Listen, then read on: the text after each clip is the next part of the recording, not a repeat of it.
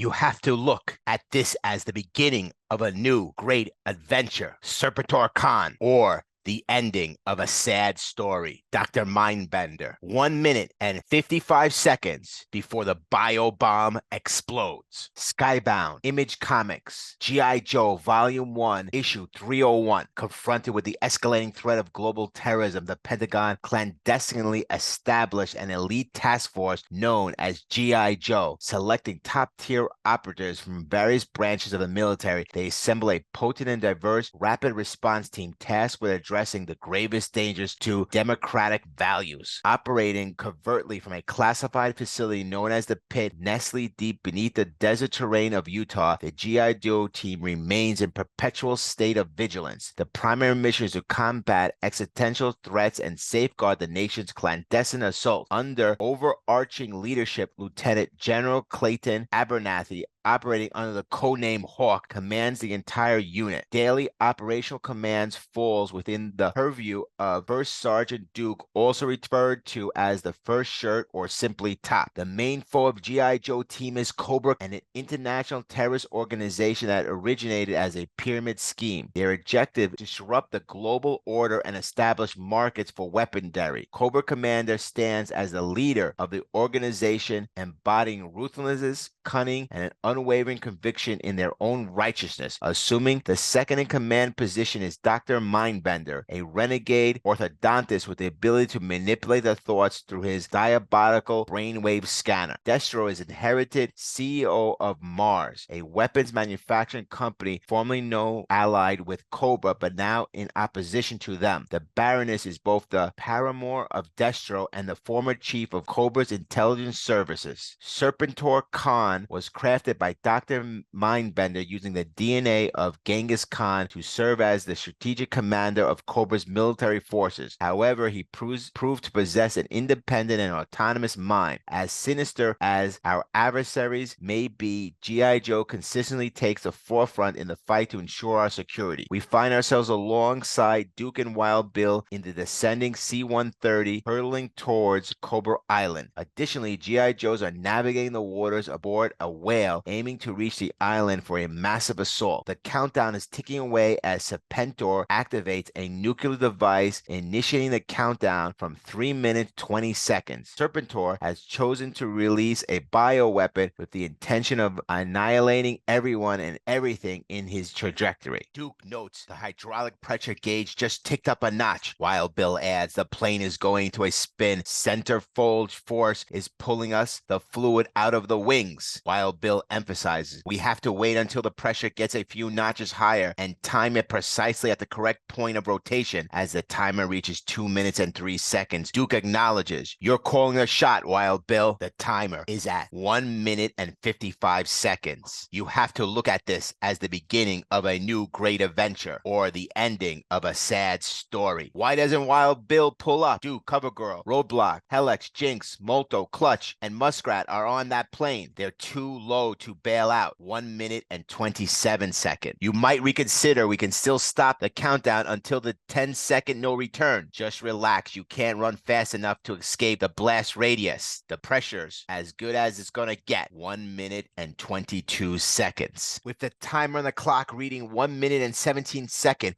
Wild Bill declares, this is it. Pull on the yoke with all you've got. Covergirl communicates urgently to Wild Bill and Duke. He triggered the mutant virus bomb. Make it to the water bug. Shipwreck relays the message. Just got the word from Covergirl. We need to vacate Cobra Island ASAP. With the time remaining before detonation at 1 minute and 9 seconds, tension fills the air as the team braces for the impending threat. With the time before detonation at 1 minute and 7 seconds, the C-130 soars over the Cobra base, intensifying the urgency of the situation. With the time until detonation ticking down to 1 minute and 5 seconds, the G.I. Joes are urgently fleeing Cobra Island. A sense of urgency grips the situation as the impending bomb detonation looms. Pushing throttles to red line. Hang on to something. We're about to hit the water. Time, 1 minute and 3 seconds. Where do you think you're going? Time, 1 minute, 1 second. Or as stable as we can be under the circumstances. I'm activating the engine fire extinguisher in Nasila number 3. Laura, you and Wade take Cobra Commander below and keep an eye on him. That's the Cobra cruise ship heading for Baton Rouge. Revanchi evacuated all their modified bats on that ship. Some highly weaponized androids down there. Bzz. Aircraft targeting, suite activated, B target located, missile launch, taking evasive maneuvers. Pretty slick move, Wild Bill, and without flares or chaff. That stuff is ineffective with head on shots at close range. Time, 59 seconds. Cobra Commander has apprehended by the G.I. Joe team and is currently confined in the depths of the whale, alongside former Crimson Guard members Laura and Wade Collins. Wade, also a former Crimson Guard from the Vietnam era, was believed to be lost with Snake Eyes, Storm Shadow, and Stalker, but re-emerged later. Cobra Commander questions, why are we heading away from the island at full throttle? Without a response from Wade Collins and Laura, Cobra Commander exclaims, ha! Moral superiority from 2 traitorous sieges. Wild Bill announces, this is your captain speaking. We're going to try to limp into the Naval Air Joint Reserve Base in New Orleans, but first we'll circle around and make a visual check on the whale. Cover Girl intervenes, saying, negative on that, Bill. Serpentor Khan is about to set off a sort of bioweapon on Cobra Island, and Cutter is steering the whale as far as possible. Timer is at 53 seconds. The whale is racing from Cobra Island, propelled by urgency and the imperative to distance itself from the impending danger. With 40 seconds left on the timer before the biobomb detonates, Cobra Commander recognizes the dire situation, reacts by striking Laura to seize the gun. He urgently demands, get me the jet sled. Wade Collins leaps to intervene and halt Cobra Commander, but he is shot at point-blank range. Wade Collins succumbs to the gunshot wounds and his demise is confirmed.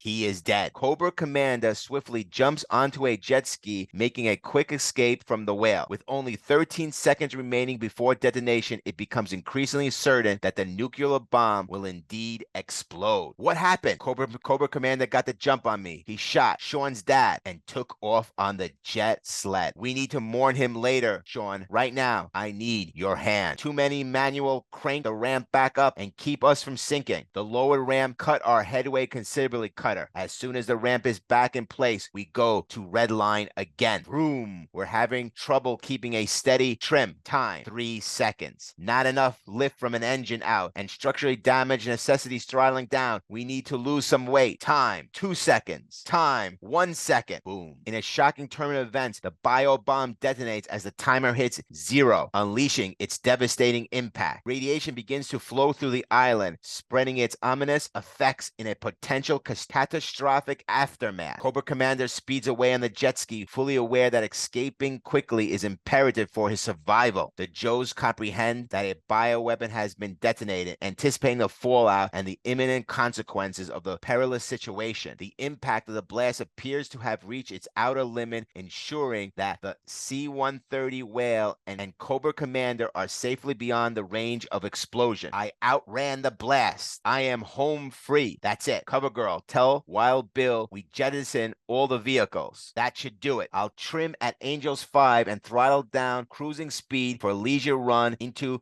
New Orleans airspace. On Cobra Island, the bioweapons effects have transformed Cobra's soldiers into zombies, creating an eerie and perilous situation for all present. The faces of the zombies are contorted with bubbling boils as they all rise from the aftermath of the blast, presenting a haunting and ominous sight. Ugh, what have you done to us? I have this intense urge to rip living flesh off the bone and devour it. But I am still me. I am not some mindless criminal monster. The C-130 touched down an hour ago, while the whale has now arrived at the base, making the successful arrival of both vehicles. I'm pulling up to the tail of the C-130 and lowering the forward ramp. Company formation in the flight apron. Attend hut. Snake Eyes, Storm Shadow, Stalker, Sean Collins somberly carried out the lifeless body of Wade Collins navigating the aftermath with heavy sense of loss. Next issue, Skybound, Image Comics, G.I. Joe, Volume 1, Issue 302. There is something to be said for an organization, a chain of command. If it is every hungry mutant for themselves, it is a zero-sum deathmatch, melee, with the sole victor starving. Quote, Serpentor Khan. Skybound, Image Comics presents G.I. Joe, Volume 1, Issue 302. On Cobra Island, the consequences of Dr. Mindbender's mutant virus bomb becomes evident as casino guests and Cobra troopers succumb to the transformation, turning into zombies. These zombies, unlike typical mindless ones, retain a craving for human flesh. Serpentor has an announcement that will be advantageous for the zombies. The hungry zombies express discontent, and some among them feel that Serpentor Khan is no longer their boss. Serpentor declares, yes, we are transfigured, possessed by dark and disgusting craving, yet we are not mindless monsters. We retain our faculties and sense of self. We are now twice as strong as before and feel no pain. However, with our insatiable appetite for forbidden meat, we are better equipped to fulfill those needs. Under my command, we can become an unstoppable force and turn the rest of the world into our larder. One zombie rebel refuses to take orders any longer and believes he can take on the world independently. The rest of the zombies begin to contemplate the validity of this perspective. In response, Serpentor takes action and shoots the zombie who is expressing dissent and speaking the most. Serpentor questions, does that suffice as an answer? With the dissent silenced, the question of leadership among the zombies force lingers. Serpentor declares there is no more talk. He then announces lunch is served, prompting the other zombies to devour the zombie who spoke against Serpentor. Serpentor reflects there is something to be said for an organization and a chain of command. If it's every hungry mutant for themselves, it devolves into a zero-sum death match melee with only one victor emerging from the chaos, starving. Serpentor proposes a solution to the dilemma. Acknowledging the hunger among the zombies, he confidently declares that is precisely why we're going to take over the entire Cobra operation and move to Springfield. At Arlington Cemetery, the burial ceremony for Wade Collins is taking place. All the Joes gather at the burial, paying their respects to Wade Collins. The pallbearers, of course, fulfill their solemn duty. The somber atmosphere envelopes the Joes as they silently prepare the flag to present it to Wade's wife. As the gun salute resonates, tears stream down the eyes of the immediate family, marking a poignant and somber moment. The rain descends as pallbearers persist in their task, sadly preparing for the United States flag. A heavy rain falls, intensifying the somber atmosphere for the Joes in this poignant moment, while Snake Eyes hands over the colors and then rejoins the flag detail, seamlessly integrating into the ceremony. The colors are then handed over to the wife of Wade Collins with condolences for his son amidst the heavy rain in Arlington Cemetery. At Springfield Community, Cobra Commander reveals,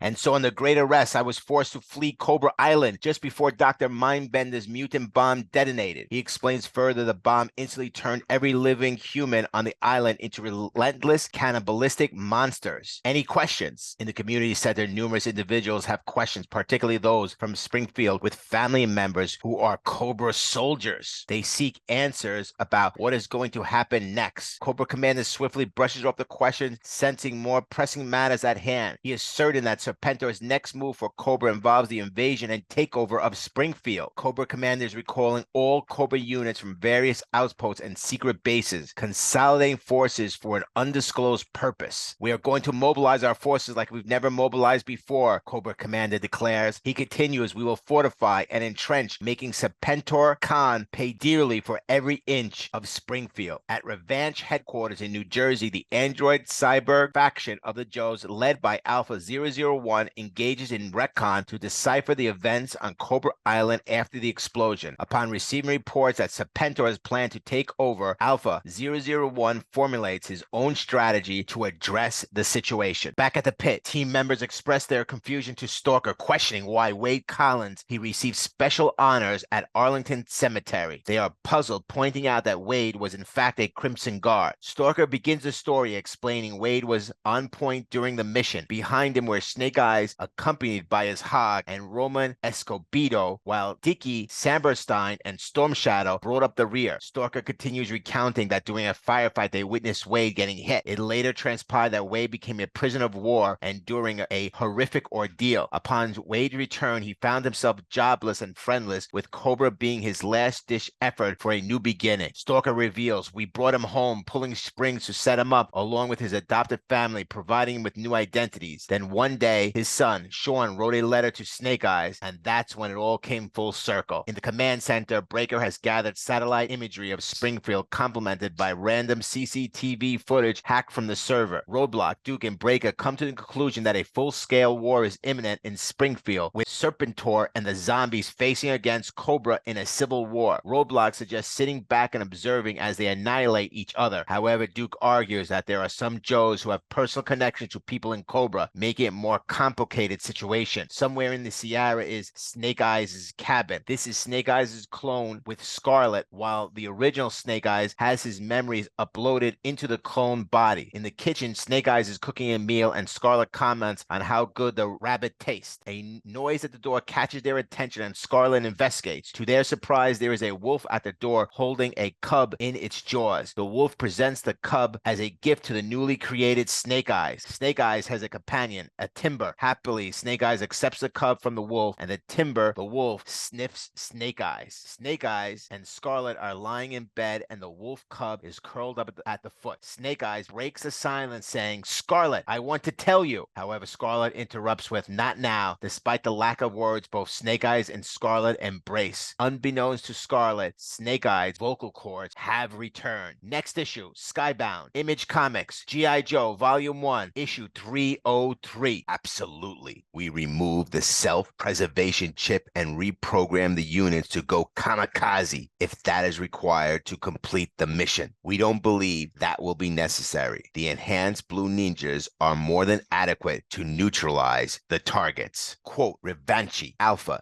001, Skybound, Image Comics, G.I. Joe, Volume 1, Issue 303. In the command center of G.I. Joe headquarters, known as the Pit, the G.I. Joes conclude that Serpentor plans to send forces to Springfield against Cobra Commander. Simultaneously, the Joes will deploy their troops, setting the stage for a massive battle. Hawk and Stalker discuss witnessing a large helicopter preparing to land on Cobra Island. Stalker remarks that despite the declaration of Cobra Island as a no-fly zone due to mutant bomb and the widespread impact on everyone, a helicopter is seeking clearance. The helicopter is also requesting an audience to speak with Serpentor Khan. As a large helicopter descends from landing, clearance has been granted, but a cautionary note is emphasized. The entities on the island do not think like us. The Revenant, with Alpha 001 on board, arrives to engage in a conversation with Serpentor Khan. Revenant expresses the hope that their previous association with Cobra Commander won't adversely affect their interactions. Additionally, they present a proposition that could be potentially be mutual beneficial. Revenant proposes a genuine merger, suggesting the enhancement of Serpentor's army of conjoined mutants into cyborgs with advanced integral weapon systems, eliminating any covert implants this time. In response, Serpentor expresses the need for a demonstration, to which Alpha 001 assures that they have come prepared. This is our Galleon 2000, a self-contained autonomous surgical bot. A001 states, and these are the Blue Ninjas that have been upgraded by this bot. Serpentor responds, let's see how they fare against an upgraded bat. The ninjas face off against the upgraded bat, both sides preparing for the impending battle. Target acquired, missile armed, announces the upgraded bat as the ninja swiftly responds. Shields activated, deflecting the incoming missiles with precision. In the midst of the confrontation, the ninja deploys his sabers, and the bat responds by deploying its blades. With a shift and precise movement, the ninja decisively chops apart the bat, focusing on the inferior parts where the hands were initially initially severed. Following the successful dismantling of the bat, the ninja prepares for the final stages of the battle to complete the job. Utilizing the saber, the ninja cuts the bat in half, prompting Serpentor to acknowledge the impressive feat. Serpentor expresses interest in witnessing the surgical bot in action, intrigued by its potential practical application. Serpentor Khan inquires which Viper will claim the honor of being the test subject. One Viper steps forward, volunteering to assess if the enhancement works on his fellow soldiers. Serpentor proposes a practical test and suggests, "I have a perfect way to test the efficiency of the results. By the way, can you fabricate a lifelike shell so the altered Vipers can pass for human? We've been working on that from the beginning. You will be amazed at the versimilitude as the process is changing the Viper into something else," states. The machine starts working with a series of sounds. Bing, bang, bing, bing, bang, signifying the transformation process. Back at the pit in Utah, Duke is informed about the Revenant teaming up with Serpentor Khan and their plans to move on Springfield. Spirit acknowledges this potential threat, but suggests that it doesn't rule out the possibility of an action against the pit as well. Duke emphasized the need for caution, stating, "That is why, Spirit, we are sending a sneak and peek team into Springfield. All parties will be probing each other, searching for weak spots. That's why I want you to put the pit on full defensive alert. Revenant is monitoring the Joes to see what they are going to do when the attack happens at Springfield." Spirit declares in a distinctive manner, "I always give it 100%, but I can ramp it up to 200%. 1 week later in Springfield, a mysterious figure is tapping against a window. The figure inside the house speaks out, demanding, "Show yourself." It's revealed to be Dawn Marino, recognized as the female equivalent to Snake Eyes with Cobra. The mother expresses joy at seeing Dawn, and the father assists her in entering. Simultaneously, the father cautiously checks to ensure that no one observed Dawn coming through the window. Dawn reassures her parents, saying, "I wanted you to know I'm doing fine. I know you had a rough time because of what I did, and you can get into more trouble if you don't report me, so I won't stay long." In response, her parents express their love and decide not to report her, showing unwavering support for their daughter regardless of her action. In Utah, cybernetically enhanced Cobra zombies are scouting out the pit, recognizing it as an underground base. They are aware of the need to penetrate the base and gather information. Spirit listens into the communication of the cybernetically enhanced Cobra zombies and swiftly relays the urgent message to Duke, stating, "Duke, this is Spirit at security control. We have 3 intruders 300 meters from the main gate. I'm sending over the links." The G.I. Joe deduced that the intruders are Cobra Vipers who have undergone cybernetic enhancement and surgical altercations. The upgraded versions include a Toxo Viper, a Techno Viper, and a Standard Viper. Recognizing the unmistakable signature of Revenge technology, they note the weapon modules on the forearm and the central suits with rebuilt eye sockets as distinctive features of the enhancement. CoverGirl speculates Serpentor Khan must have cut a deal with Revanchi. That helicopter landing on Cobra Island was all about it. Duke proposed a strategy, saying, "We need to feed the enhanced cybernetic zombies false intel and disinformation to mislead them. On Cobra Island, an assassination team is poised to demonstrate the effectiveness of the new soldiers. Mindbender informs the enhanced Blue Ninja to do skill squad is about 5 clicks from the target. They are entering a dead cell zone and there's no satellite coverage. Incoming and outgoing communication will be severely limited, and the meteorological outlook is unfavorable for comms as well." Mindbender assures the team will virtually incognito until they complete the mission and egresses to a good reception area. Serpentor expresses concern about their targets, questioning Revanchi about the capabilities of the enhanced Blue Ninjas. Revanchi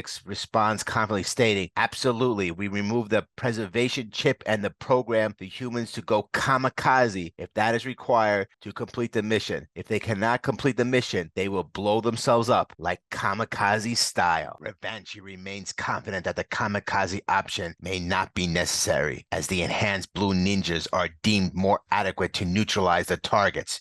The narrative shifts to Scarlet's house in the mountains, where the clone version of Snake Eyes and the new baby Timber Wolf Dog are present. The Timber Wolf Dog senses something outside and attempts to alert Snake Eyes, who calmly responds, "Easy, Timber." Scarlet wakes up and Snake Eyes, having also heard the noise, prepares for potential danger. They swiftly grab their weapons, readying themselves for battle. The enhanced cyber zombies are positioning themselves to break into a cabin, intensifying the imminent threat for Scarlet and Snake Eyes. The ninjas stealthily enter the cabin, deploying their sabers to slice the bed, unaware that Scarlet and Snake Eyes are not present. Snake Eyes and Scarlet remain concealed in the rafters, positioned above the ninjas' heads, ready to counter their intrusion from the elevated vantage point. Snake Eyes descends from the ceiling with his morning light, a razor-sharp katana, swiftly cutting one of their tubes and severing the hand of the ninja with precise and lethal skill. Scarlet, armed with her crossbow, expertly shoots an arrow into another ninja as he hits the ground. Timber watches attentively as Scarlet instructs, "Stay put. Timber, we've got this," while holding two ninja stars with a poised readiness. With precision and skill, Scarlet hurls two ninja stars, one striking the ninja in the face mask and the other piercing through the helmet into his head, incapacitating him swiftly and effectively. Once again wielding his katana, Snake Eyes slices through one of the ninjas, cleanly severing his head from his body. The green zombie splatters everywhere as the confrontation intensifies. One of the ninjas shoots laser beams outside, prompting Scarlet to duck and Snake Eyes to skillfully jump over the laser beam, evading potential deadly attack. The battle continues with agility and strategy. Scarlet confidently assures Snake Eyes, saying, "I've got this one," as she picks up one of the broken sabers and goes after the ninja who's shooting the laser beam, demonstrating her determination to confront the threat head-on. With the broken saber in hand, Scarlet swiftly moves and skillfully cuts through the ninja, cleanly splitting him in half, decisively neutralizing the threat. Snake Eyes, demonstrating his formidable skills, drives the katana right through one of the ninjas. Remarkably, he decides to hold the blade internally within the ninja's body, showcasing both precision and control over the situation. The ninjas are clearly struggling in the face of such skilled opposition. In a desperate move,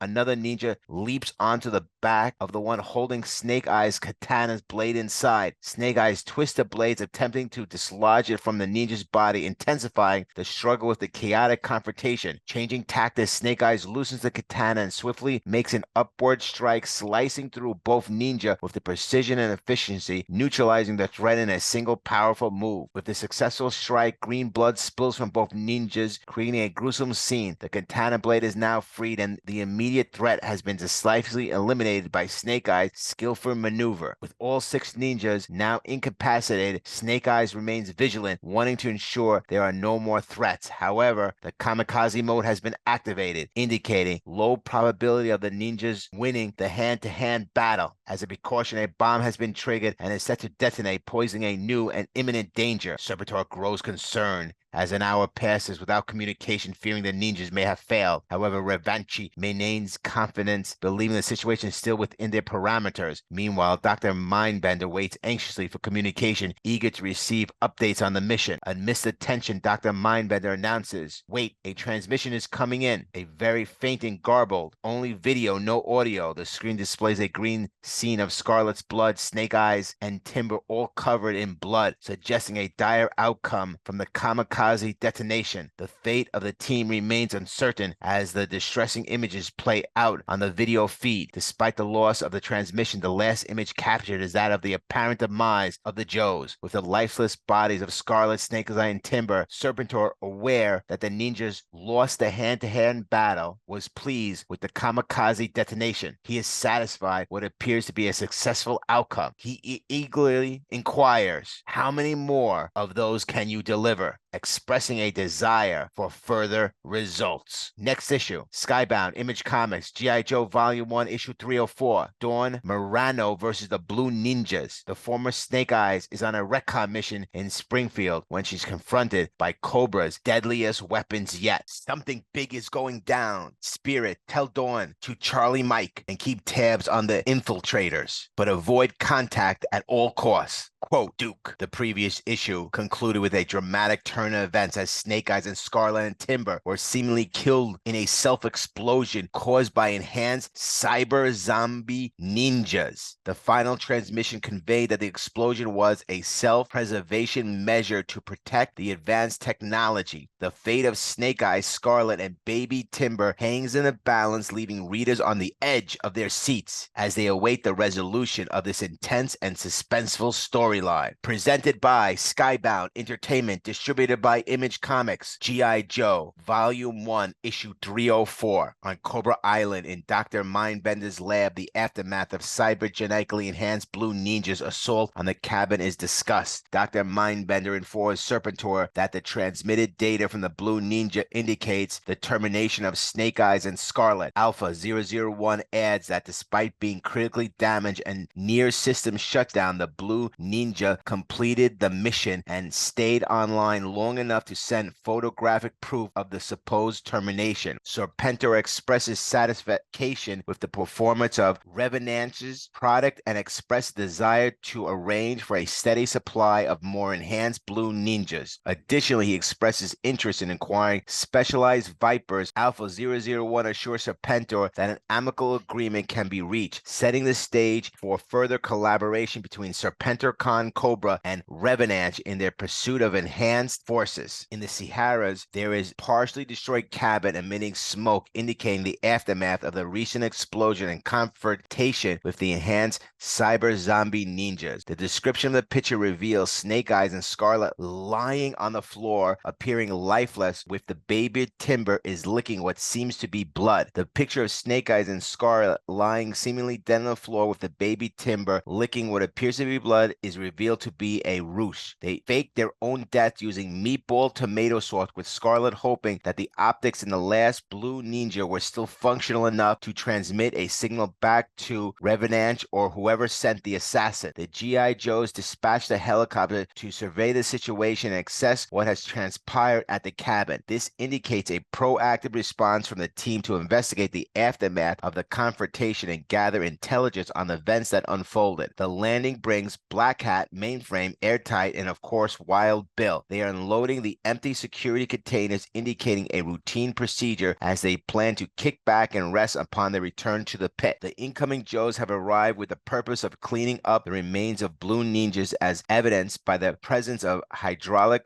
fluid scattered all over the place. Mainframe has ambitious plans to reverse engineer the blue ninjas, and Scarlet expresses full confidence in Mainframe's ability to successfully undertake this intricate task. The decision to reverse engineer the blue ninjas indicates a strategic move by the Joes to understand their technology and potentially develop countermeasures or enhancements for their own use. Snake Eyes prepares for potential future attacks by opening a box containing his fatigues with grenades, guns, and bullets. Meanwhile, back in Springfield, Dawn Moreno visits her parent. Dawn Moreno's parents, who are Cobra sympathizers working for Cobra, are aware of the potential consequences of hosting their daughter in their house. However, the father simply wants to enjoy having his daughter back. Dawn sneaks out of the house to conduct reconnaissance in Springfield. Dawn used to sneak out when she was 13, but at that age, she didn't possess the ninja skills she has now. She acknowledges that she could have easily found herself in serious trouble back then. Now she navigates from the rooftops to rooftop, gathering valuable information. Dawn observes the community center, which now serves as a staging area. She notices the lineup of heavy armory, questioning the purpose, since if they were gearing up for deployment, the tanks would typically be on the airfield tarmac. The Joes are aware that Serpentor is sending his zombie troops to Springfield. Cobra is eventually preparing for an impending battle. Dawn observes that enhanced mutants from Cobra Island sent by Serpentor Khan are conducting reconnaissance for an impending invasion. She realizes that Serpentor Khan is undertaking a reconnaissance mission similar to the one the G.I. Joes are conducting. Dawn is engaging in conversation with Betty, an AI virtual assistant in the G.I. Joe Command Center. Dawn requests an open, secure, encrypted channel to the pit for communication. The Joes are piecing everything together, realizing that an enhanced mutant Viper zombie team from Cobra Island is conducting covert reconnaissance missions on Springfield's defenses. They have identified these mutants as the same blue ninjas that attempted to take out Snake Eyes and Scarlet. The Joes concluded that the recent visit from Revenant to Cobra Island was aimed at making a deal with Serpentor Khan to upgrade his already mutated Cobra troops. Duke senses that something significant is happening and wants Dawn to communicate and monitor the infiltrators while avoiding direct contact at all costs. Just as these orders are given, the perimeter alert at Cape Greer is triggered. Around the perimeter, 3 heat signatures are detected at the north fence. Spirit identifies them as a Viper, a Techno Viper, and a Toxo Viper, but it is not a positive ID due to Revenant's enhanced versions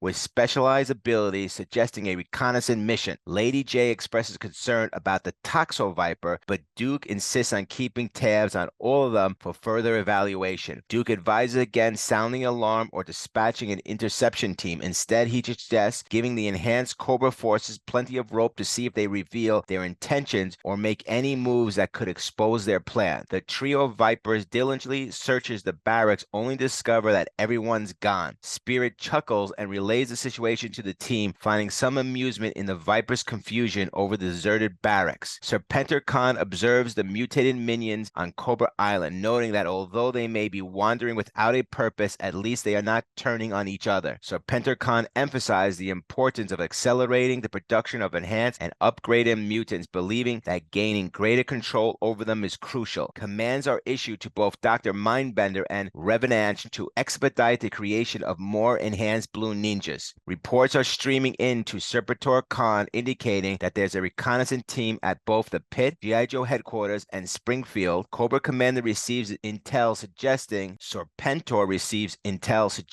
that the team at the Pit suspects more to the story behind the 3 empty huts and is intensifying their investigation. Something seems suspicious about the absence of the people inside the huts. At this point, Serpentor Khan expressed the desire to establish a communication with the team in Springfield. Serpentor expressed a desire to observe what is unfolding in the auditorium. Cobra Commander says Cobra is facing an existential crisis. A vile usurper and traitorous tooth yankers are conspiring with a deprived, weaponized AI hive mind to engineer our downfall. They are raising an army of enhanced mutant cyborgs whose only goal is our complete annihilation. Are we going to let these reprehensible upstarts run roughshod over what we've built and achieved through the sweat of our brows and our indominant will? As the crowd says, never, never, never. Cobra Commander further says, this is my plan. We are not going to fortify and defend the infrastructures of Springfield. That is a recipe for a losing battle of attrition. Instead, we're going to launch a counteroffensive on the approach and the outskirts, lure the attackers into a designated killing ground. To maintain max security, and maps and plans for these defensive measures will only be disclosed to the upper echelons of leadership, and of that number, only 1/3 will be shown the real plans and maps. 2/3 will have false plans and maps until the first shots are fired. This way, the odds of interception by the foe will be lessened considerably. We will win this fight, and we will bring our foes to their knees and have dominion among them. Cobra, Cobra, Cobra. Serpentor instructs Dr. Mindbender to retrieve the attack plans, and Dr. Mindbender assures him that the Night Vipers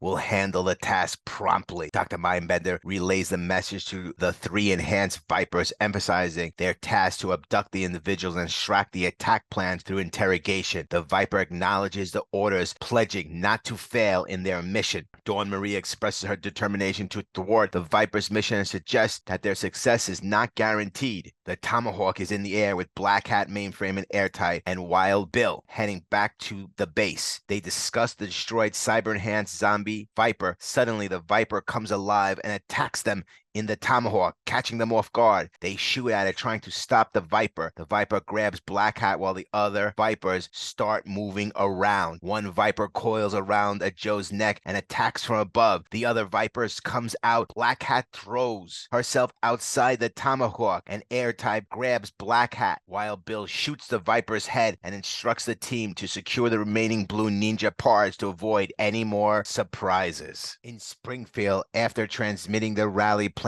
to Serpentor, the cybernetic Vipers become aware that someone is watching them from behind. It's one of the G.I. Joe ninjas, a failed attempt by Dr. Mindbender to duplicate Snake Eyes in the body of a Springfield teen, Dawn Marino. The Viper suggests eliminating her using silent weapons, coordinating an attack all at once. The Vipers release an anchor, a knife, and an arrow, all aimed at Dawn Marino. Dawn, as she ducks through the anchor, expertly avoids the knife and deflects deflects the arrow. She confidently states a three-pronged attack might work against any normal opponent, but not against an ninja. Dawn swiftly eliminates the weaponry of the enhanced cybernetic zombie vipers, defiantly cutting through the bow, disarming the machine gun, and slicing through the shield of the three vipers. In the midst of a katana blade battle, Dawn skillfully engages with her three opponents. Slicing through the air with a katana blade, Dawn effortlessly takes down one of her cybernetic adversaries. With a powerful sidekick, Dawn Marano sends one of the cybernetic vipers flying, causing a domino effect as it collides with the other two adversaries. It becomes evident that she is a superior soldier in this encounter. As the vipers assess the situation and foresee unfavorable outcomes, they decide to initiate self-destruct mode to prevent their technology from falling into the hands of the Joes. Dawn, undeterred, challenges them further, eager to face whatever else they might unleash. The vipers command the initiation of the internal override to disable their self-preservation chip, triggering the countdown to self-destruction. The vipers self-destruct, ensuring that the Joes cannot obtain their advanced technology. Dawn Marino informs Duke, "I think I found their fatal flaw." In Scotland, Baroness explains surprise at Zartan's presence and questions whether the face he's wearing is even his real one. However, Destro suggests hearing him out, believing that Zartan might have a valid reason for visiting them at the castle. Zartan reveals that he has intriguing information about Cobra Island, Springfield, and the pit. He suggests that recent developments could be turned to their advantage, urging everyone to set aside their differences for a common benefit. Next, by Skybound Entertainment, distributed by Image Comics, G.I. Joe Volume 1, Issue 305. What are you going to do with Fred? Dawn Marano. We can't kill him. He's our neighbor. We'll keep him tied up and slip out of town tomorrow. But you have to leave right now. Go. We love you, Nena. Quote, Dawn Marano's father. Presented by Skybound Entertainment. Distributed by Image Comics. G.I. Joe Volume 1, Issue 305. At the roof of the community center in Springfield, the Viper Squad and Cobra Commander are examining the scorched remains from the battle in which Dawn Marano fought the enhanced Vipers. Cobra Commander and the Techno Viper discusses Revenant and the Serpentor Khan's collaboration. Cobra Commander understands that Serpentor Khan was spying on him, but he also acknowledges the involvement of a third party that took care of the spies and caused the cyborgs to burn. They did not just blow up on their own. Don Marano reports back to the pit from Springfield, informing them that Cobra is gearing up for a fight. They are aware that Serpentor Khan is planning to make an advance, and now it appears that Serpentor knows that Cobra is aware of the invasion plans. There seems to be a secret, compartmentalized defense plan known only to high command and section leaders. Serpentor sent a team of Revenant modified mutant Vipers to uncover that plan. Dawn had run in with them on the roof of the community center. The intel Dawn provides to Duke is that they have a logic chip that negates the self-preservation programming, allowing them to destruct to prevent the upgraded technology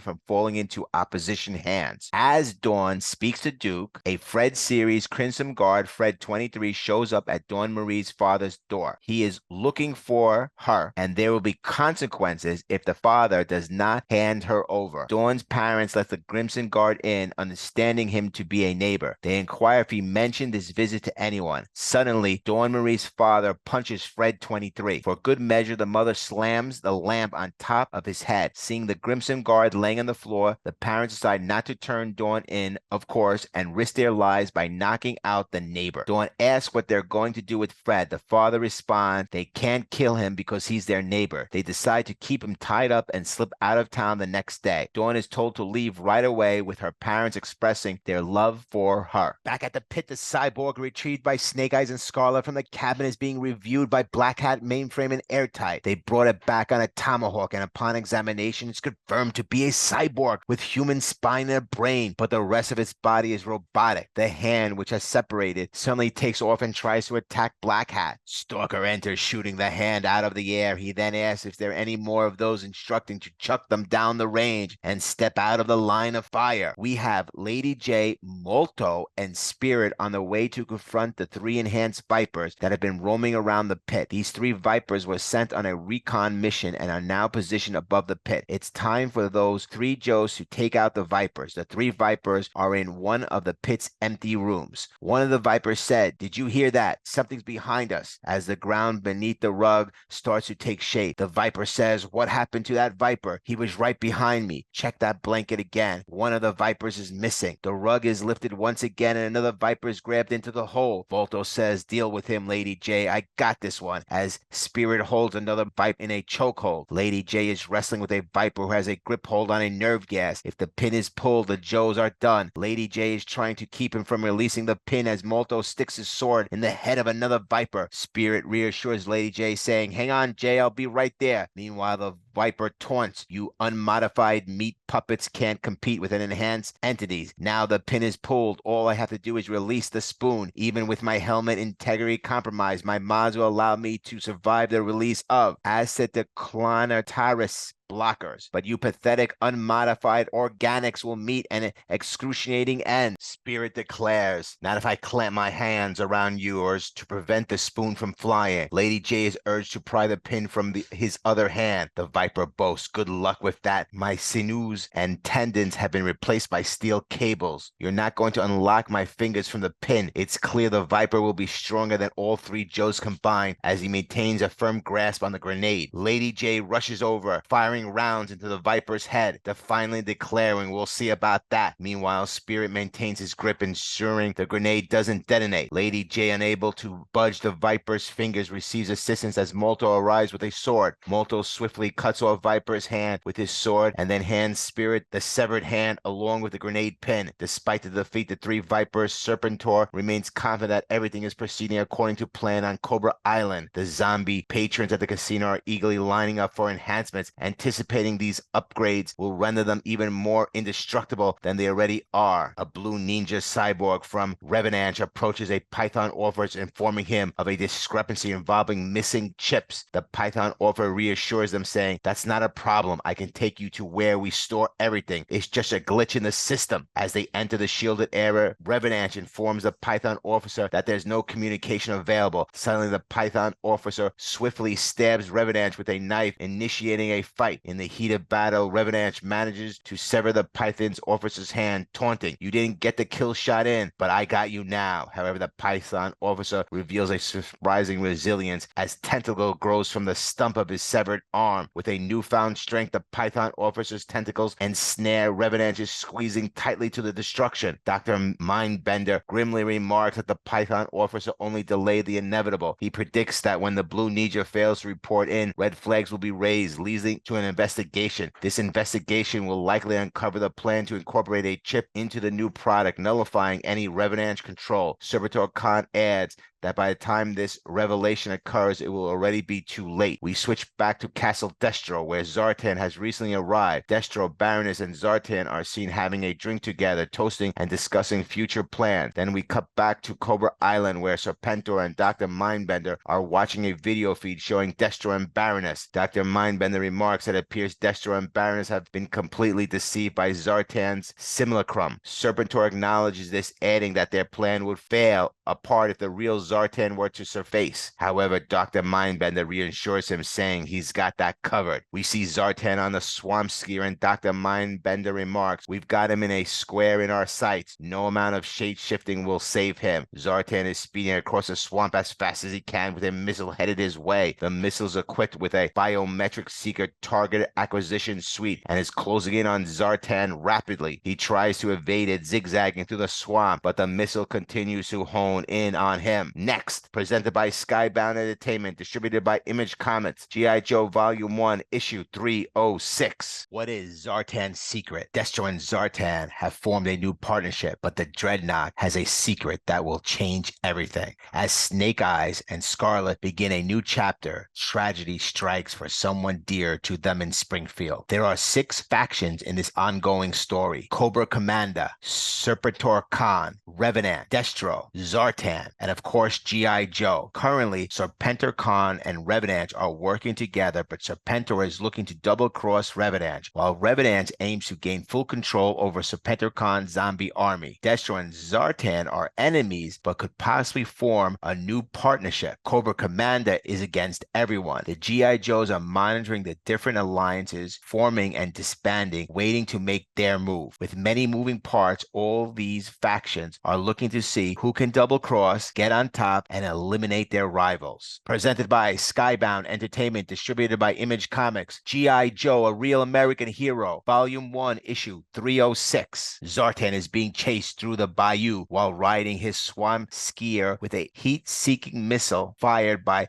Serpentor Khan. As Zartan tries to escape, he pulls a quick turn to throw off the missile's gyros. Unfortunately for Zartan, the missile continues to follow him. Catching up very quickly, Zartan decides to ditch his swamp skier and jump into a tree as it continues onward. The heat-seeking missile destroys the swamp skier, but Zartan manages to leap to safety. Afterwards, Zartan reviews the wreckage and notices that a piece of the missile is marked Mars. Zartan concludes that something does not add up. Back at Cobra Island, Serpentor Khan and Dr. Mindbender are conversing. Serpentor Khan asks Mindbender if the missile took out Zartan. Mindbender replies that the missile did detonate, and even if it didn't hit him directly, Zartan would have been killed in the blast radius. Serpentor Khan says he just can't assume Zartan is dead or alive. Serpentor Khan is very pleased with the enhanced cyborgs created by the Revenant's surgical bot pods and is confident that these soldiers will win him the battle. Now his Cobra soldiers are indestructible fighting machines. Serpentor Khan continues to monitor the situation with Destro and the fake Zartan. However, Serpentor Khan and Dr. Mindbender are trying to circumvent Revenant's control over the zombie-enhanced cyborg. They know Revenant has control, so they have implemented a kill switch to take command of the Cobra troops when necessary. Serpentor Khan is obviously planning to turn against Revenant once the time is right. Meanwhile, they continue to monitor a situation with Destro and the fake Zartan. At Castle Destro, a fake Zartan sent by Serpentor Khan starts talking to Destro and the Baroness. This imposter tries to convince Destro and the Baroness to use Mars to help defeat Cobra Commander, which is obviously Serpentor Khan's goal. During their discussion, an Iron Grenadier interrupts and says, "Begging your pardon, Lord Destro, I have an urgent matter to report. Security found a cyborg intruder. Tech analyst believes it to be of Revenant manufacture." The Baroness wants to put a bullet in the cyborg's cranium and be done with it, but Destro calms her down and says, "Let's see how this plays out." He shakes hands with the fake Zartan, saying, "I'm going to take what you said under advisement. It might be a good move for us to join forces with Serpentor Khan." Then we jump back to Snake Eyes navigating an urban setting to convert targets, and a civilian target pop up. We soon realize that Snake Eyes is actually in a training arena simulation. He swiftly eliminates the two Cobra simulations, leaving the child and the baby unharmed. Following through another Cobra operative, he blasts through the door and cuts the Cobra operative in half. Another Cobra soldier appears, but Snake Eyes uses his machete, and then suddenly four other Cobra operatives emerge from a garage with machine guns. Snake Eyes disposes of all of them. Scarlet then says, "So tell me, Snake Eyes, have you ever not maxed the urban interior combat simulation?" Snake Eye replies, "No." Scarlet goes through all the weapons that Snake Eye uses. This Snake Eyes is a clone and is able to speak. The ironic part is that Snake Eyes does not do a lot of talking. Snake Eyes replies to Scarlet, "Just tools. The mind is the real weapon." We go back to Springfield, where we see Dawn Morano's parents leaving town. They are pulled over by local Cobra law enforcement. The officers want to know where they are headed. Dawn's parents reply, "My sister's got early stage Alzheimer's and we're going to visit her in Phoenix." The Cobra law enforcement then asks if this has anything to do with the recent appearance of their daughter, Dawn, in Springfield. They deny any connection. A HISS tank pulls up and the officer asks if they need any assistance. The law enforcement officer reiterates the question about Dawn's appearance. Dawn's mother says, "We have the medical records right here in the glove department." As she reaches into the glove compartment, the law enforcement officer yells, "She's reaching for a weapon." The officer then unloads their weapons into the car, emptying their clips into the vehicle. At the Revenant facility in Baton Rouge, the Python patrol officer who fought the Blue Ninja in the previous encounter is reported missing. The news is being communicated to Alpha 001 headquarters. They want to find the Blue Ninja, but it has been destroyed destroyed. Alpha 001 is unconcerned, confident it will resurface. The call ends in Baton Rouge, and we switch to Revenant headquarters in New Jersey. Another Blue Ninja reports to Alpha 001 the results from the intensive scan of the sample cyborg from the Baton Rouge facility have come in. They found a secret chip that overrides all hidden controls linking to the cyborg Revenant. We have hijacked the latest shipment of these chips from Cobra Island and we replaced them with the ones seen to follow Cobra's commands but still have a back door to the Revenant's control. Alpha 001 responds, "We are very pleased." At 20,000 feet, a large plane releases 4 Halo jumpers into the sky. The jumpers land in the ocean, assemble their rafts, and make their way to land. The assembled G.I. Joe team consisting of Wetsuit, Molto, Helix, and Muskrat have been deployed to Cobra Island to infiltrate Serpentor Khan's headquarters and gather intelligence. Upon arrival, they quickly hide as 2 enhanced Cobra Trooper mutant zombies pass by on ferrets. The 4 G.I. Joes are now back on Cobra Island. Zartan says, "Someone is taking action against me, so we can assume they will be going after all the dreadnoughts. I don't know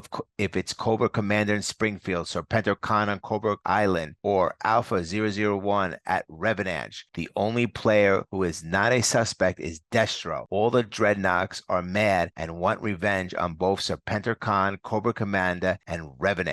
Buzzer says, "We're going to need allies to do that. Maybe we should team up with Destro." Next, presented by Skybound Entertainment, distributed by Image Comics, G.I. Joe, A Real American Hero, Volume 1, Issue 307. Serpentor triumphant? The Joes must fight wars on 2 fronts as Cobra Island and Springfield become key battlegrounds in the war with Serpentor. But Destro has his own plans. There are 6 factions in this ongoing story: Cobra Commander, Serpentor Khan, Revenant, Destro, Zartan, and of course G.I. Joe. Suddenly, Serpentor Khan and Revenant are working together, but Serpentor is looking to double-cross Revenant, while Revenant aims to gain full control over Serpentor Khan's zombie army. Destro and Zartan are enemies, but could possibly form a new partnership. Cobra Commander is against everyone. The G.I. Joes are monitoring the different alliances forming and disbanding, waiting to make their move. With many moving parts, all these factions are looking to see who can double-cross, get on top, and eliminate their rivals. Presented by Skybound Entertainment, distributed by Image Comics, G.I. Joe, A Real American Hero, Volume 1, Issue 307. Low over Cobra Island, Revenant is requesting permission to land. As you know, Serpentor Khan is upgrading his zombie troops with Revenant technology. Serpentor is trying to double-cross Revenant by gaining control over his forces, while Revenant is trying to double-cross Serpentor Khan. Serpentor says, "Tell them they have permission to land on the runway." Revenant has come to demonstrate their new bomber. Serpentor says, "If the bomber meets our requirements, we need Revenant to commence production immediately." Serpentor, uninterested in formalities, wants to know the aircraft's capabilities. Revenant explains the entire skin of the plane is embedded with active radar disruptors and is completely covered in radar defeating composites. This aircraft is virtually invisible to every type of remote sensor and has IR baffles on the jets. As Revenant opens the bay doors, the bomber drops bombs vertically rather than horizontally. Serpentor Khan is pleased and asks, "When can you deliver if we order more?" Revenant responds, "We have a production plan outside of Baton Rouge, and since we are only making internal alterations, we can begin delivery in 2 weeks." Remember from last issue, the assembled G.I. Joe team consisting of Wetsuit, Molto, Agent Helix, and Muskrat have been deployed to Cobra Island to infiltrate Serpentor Khan's headquarters and gather intelligence. The Joes observe Serpentor Khan and Revenant having a meeting about a long-range stealth bomber. This information needs to be communicated to Duke at the pit. At Camp Greer in Utah, Duke wants to know what Helix has to report. She says, "Looks like Serpentor Khan is buying stealth bombers from Revenant. They've been modified with vertical audience dispensers and other updates." Duke figures out Serpentor Khan is going after Springfield. Serpentor has been informed that there's an encrypted signal emanating from beyond the tree line with a satellite link in operation. Serpentor orders send out a motorized task force to track the infiltrators. If they are found to be G.I. Joe insertion team, I want them captured alive. I will personally interrogate them. Serpentor then dispatches a full motorized task force to track down the Joes. As the motorized motorized task force tracks down the Joes. They activate 2 enhanced bats, battle android troopers who capture them. Everyone has received the coordinates and is converging on the Joes' location. The Joes hear the incoming artillery and abandon their comms quickly, diving into the dense bushes to evade detection by the vehicles. Rockets fly across the bushes and trees, creating chaos. Their only chance is to head for the beach and dig in until nightfall, knowing the Vipers are under orders to capture them alive. In the mess hall at the pit, Duke informs Dawn that her parents are probably dead, reminding her of the incident in Springfield where her parents were gunned down in the car due to her interactions with them. Duke says, I know words are inadequate in a situation like this, but now that you have our deepest sympathy and we are behind you all the way. Dawn blames herself, saying it's my fault. I should have gone to their house. I shouldn't have involved them. Psych Out says you couldn't have known. You can't blame yourself, and we have no idea what went down at the traffic stop. All the Joes sympathize with Dawn Marie. Scarlet says, Storm Shadow, Snake Eyes, and I want you to know that we are here for you. Back on Cobra Island, the Joes are returning fire against the zombified troops, but their bullets do little damage to the enhanced version. Realizing this, the Joes figure out the visual receptors are the weak link of the zombie versions. They then focus their efforts on taking out the visual receptors of the zombified troop. After taking out some of Serpentor's troops, the Joes secure an escape vehicle and hop on to make their getaway. Suddenly they find themselves with company. Agent Helax grabs a laser Viper's weapon and uses it to take down more of the pursuing troops. There are many moving pieces in this story. Back in Springfield, Cobra Commander questions how a simple traffic stop could turn into a bloodbath, referring to the deaths of Dawn Marie's parents. He laments that as long as Moranos were alive, Cobra had leverage against Dawn. Now with that leverage gone and Dawn being one of the most dangerous ninjas on the planet, he fears she will seek revenge. Suddenly, Cobra Commander's attention is diverted by surveillance reports revealing that Serpentor Khan has acquired stealth bombers from Revenant. This new development does not sit well with Cobra Commander. All 4 Joes now have rides. Muskrat has taken down another zombified trooper to get his own vehicle, with Helex jumping on the back. Using her laser-modified gun, she managed to take down a Hiss tank, providing the team with a brief moment of respite. The Joes made it to the beach, initially thinking it was a good plan to wait until dark. However, they quickly realize they are exposed with no plans to hide. Serpentor Khan, frustrated, demands, why are my orders being carried out? I want those intruders brought to me immediately. The zombified troops are not exactly obeying Serpentor Khan's commands and continue shooting at the Joes on their ferret ATVs. In Scotland, the fake Zartan Baroness and Destro are skeet shooting. Iron Grenadier has a private message for Destro. Destro asks Iron Grenadier why it's so private that it cannot be discussed in front of Baroness. Iron Grenadier responds, indicating that the fake Zartan is the issue, not Baroness. This is not the Iron Grenadier, it is the real Zartan. Zartan says the problem is the dope ganger who has been impersonating me. I suspect there's an augmented bat upgraded by Revenant supporting Serpentor Khan on Cobra Island. Destro says, I was aware of the imposter from the moment he arrived. I saw it as an opportunity to feed this information back to whoever sent him. Zartan says, it seems Serpentor Khan is moving against both of us. Would you be amicable to an alliance of convenience against this mutual foe? Destro replies, yes, let's us talk about that. Back on Cobra Island, Mamba 9 launches the 2 upgraded bats. They descend through the sky with bow ties on. As they hit the ground, they appear out of nowhere. Again, this time from the ground. The modified bats lift the ferrets up in the air. As the Joes hit the ground, they are either writhing in pain or knocked out from the impact. The bats report intruders, incapacitated, waiting further orders. All the Joes are down, with the modified bats standing on top of them. Next, prevented by Skybound Entertainment, distributed by Image Comics, G.I. Joe, A Real American Hero, Volume 1, Issue 308. War with Serpentor. G.I. Joe has deployed their deadliest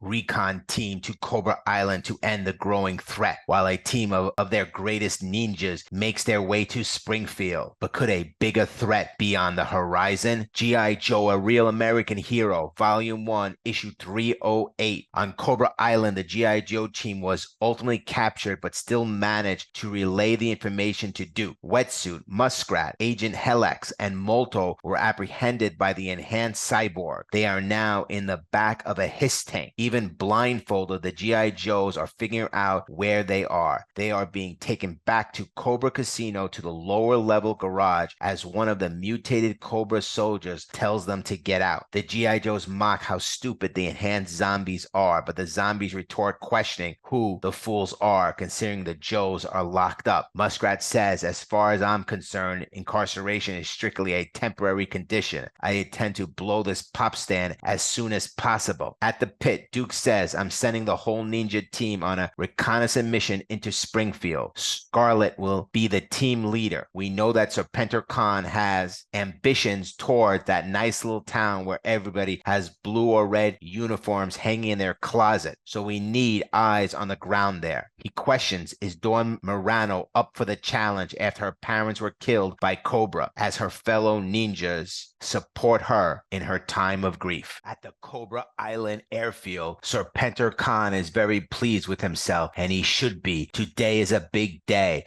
They are launching the first wave of Revenant designed stealth bombers against Springfield, but this will be no ordinary ordnance loadout. The bomb bays will not be filled with highly explosive laser-guided bombs or cruise missiles, but with enhanced mutant cyborg Cobra troopers.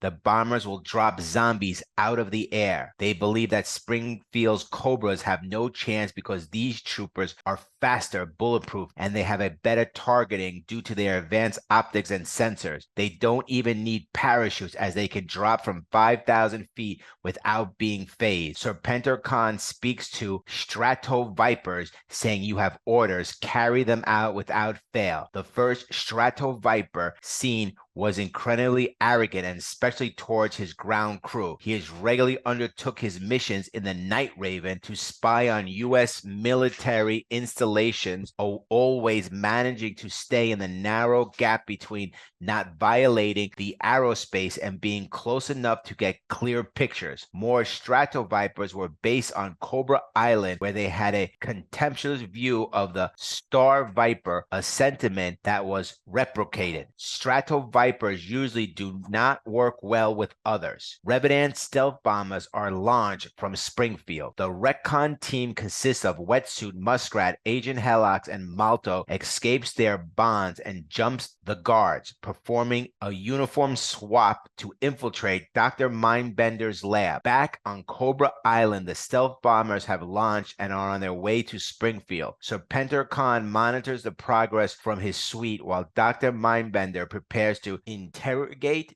the prisoners. On the interstate 50 miles from Springfield, Baroness Zartan and the Dreadnoks, Buzzer, Ripper, and Torch hijacked a non-distributive truck carrying the Thunder Machine to Springfield. The Thunder Machine is the Dreadnoks' heavy forward strike vehicles weighing 4.2 tons with a maximum range of 750 miles. It can reach a maximum road speed of 150 miles and a maximum cross-country speed of 53 miles. While most of the Dreadnoks prefer riding their motorcycle, Thrasher favors his patchwork monstrosity, the Thunder Machine, assembled from spare parts in automobile junkyards and airplane graveyards. The Thunder Machine is a hulking mess of armor and weaponry. Thrasher constantly tinkers with it, resulting in ever-changing configurations of its weaponry, armory, and other features. The Thunder Machine features dual synchronized penetrator, Gatling guns, a reinforced tubular roll cage, and a jet engine with 21,000 lambs of thrust. Meanwhile, Destro is with the fake Zartan. Scarlet and the ninja team unknowingly pass Zartan's semi-truck on the road, both headed for the same destination. Scarlet's plan is to hide their van at the town limits and infiltrate after dark. She doesn't want to blend in with the crowd because everyone in town knows each other,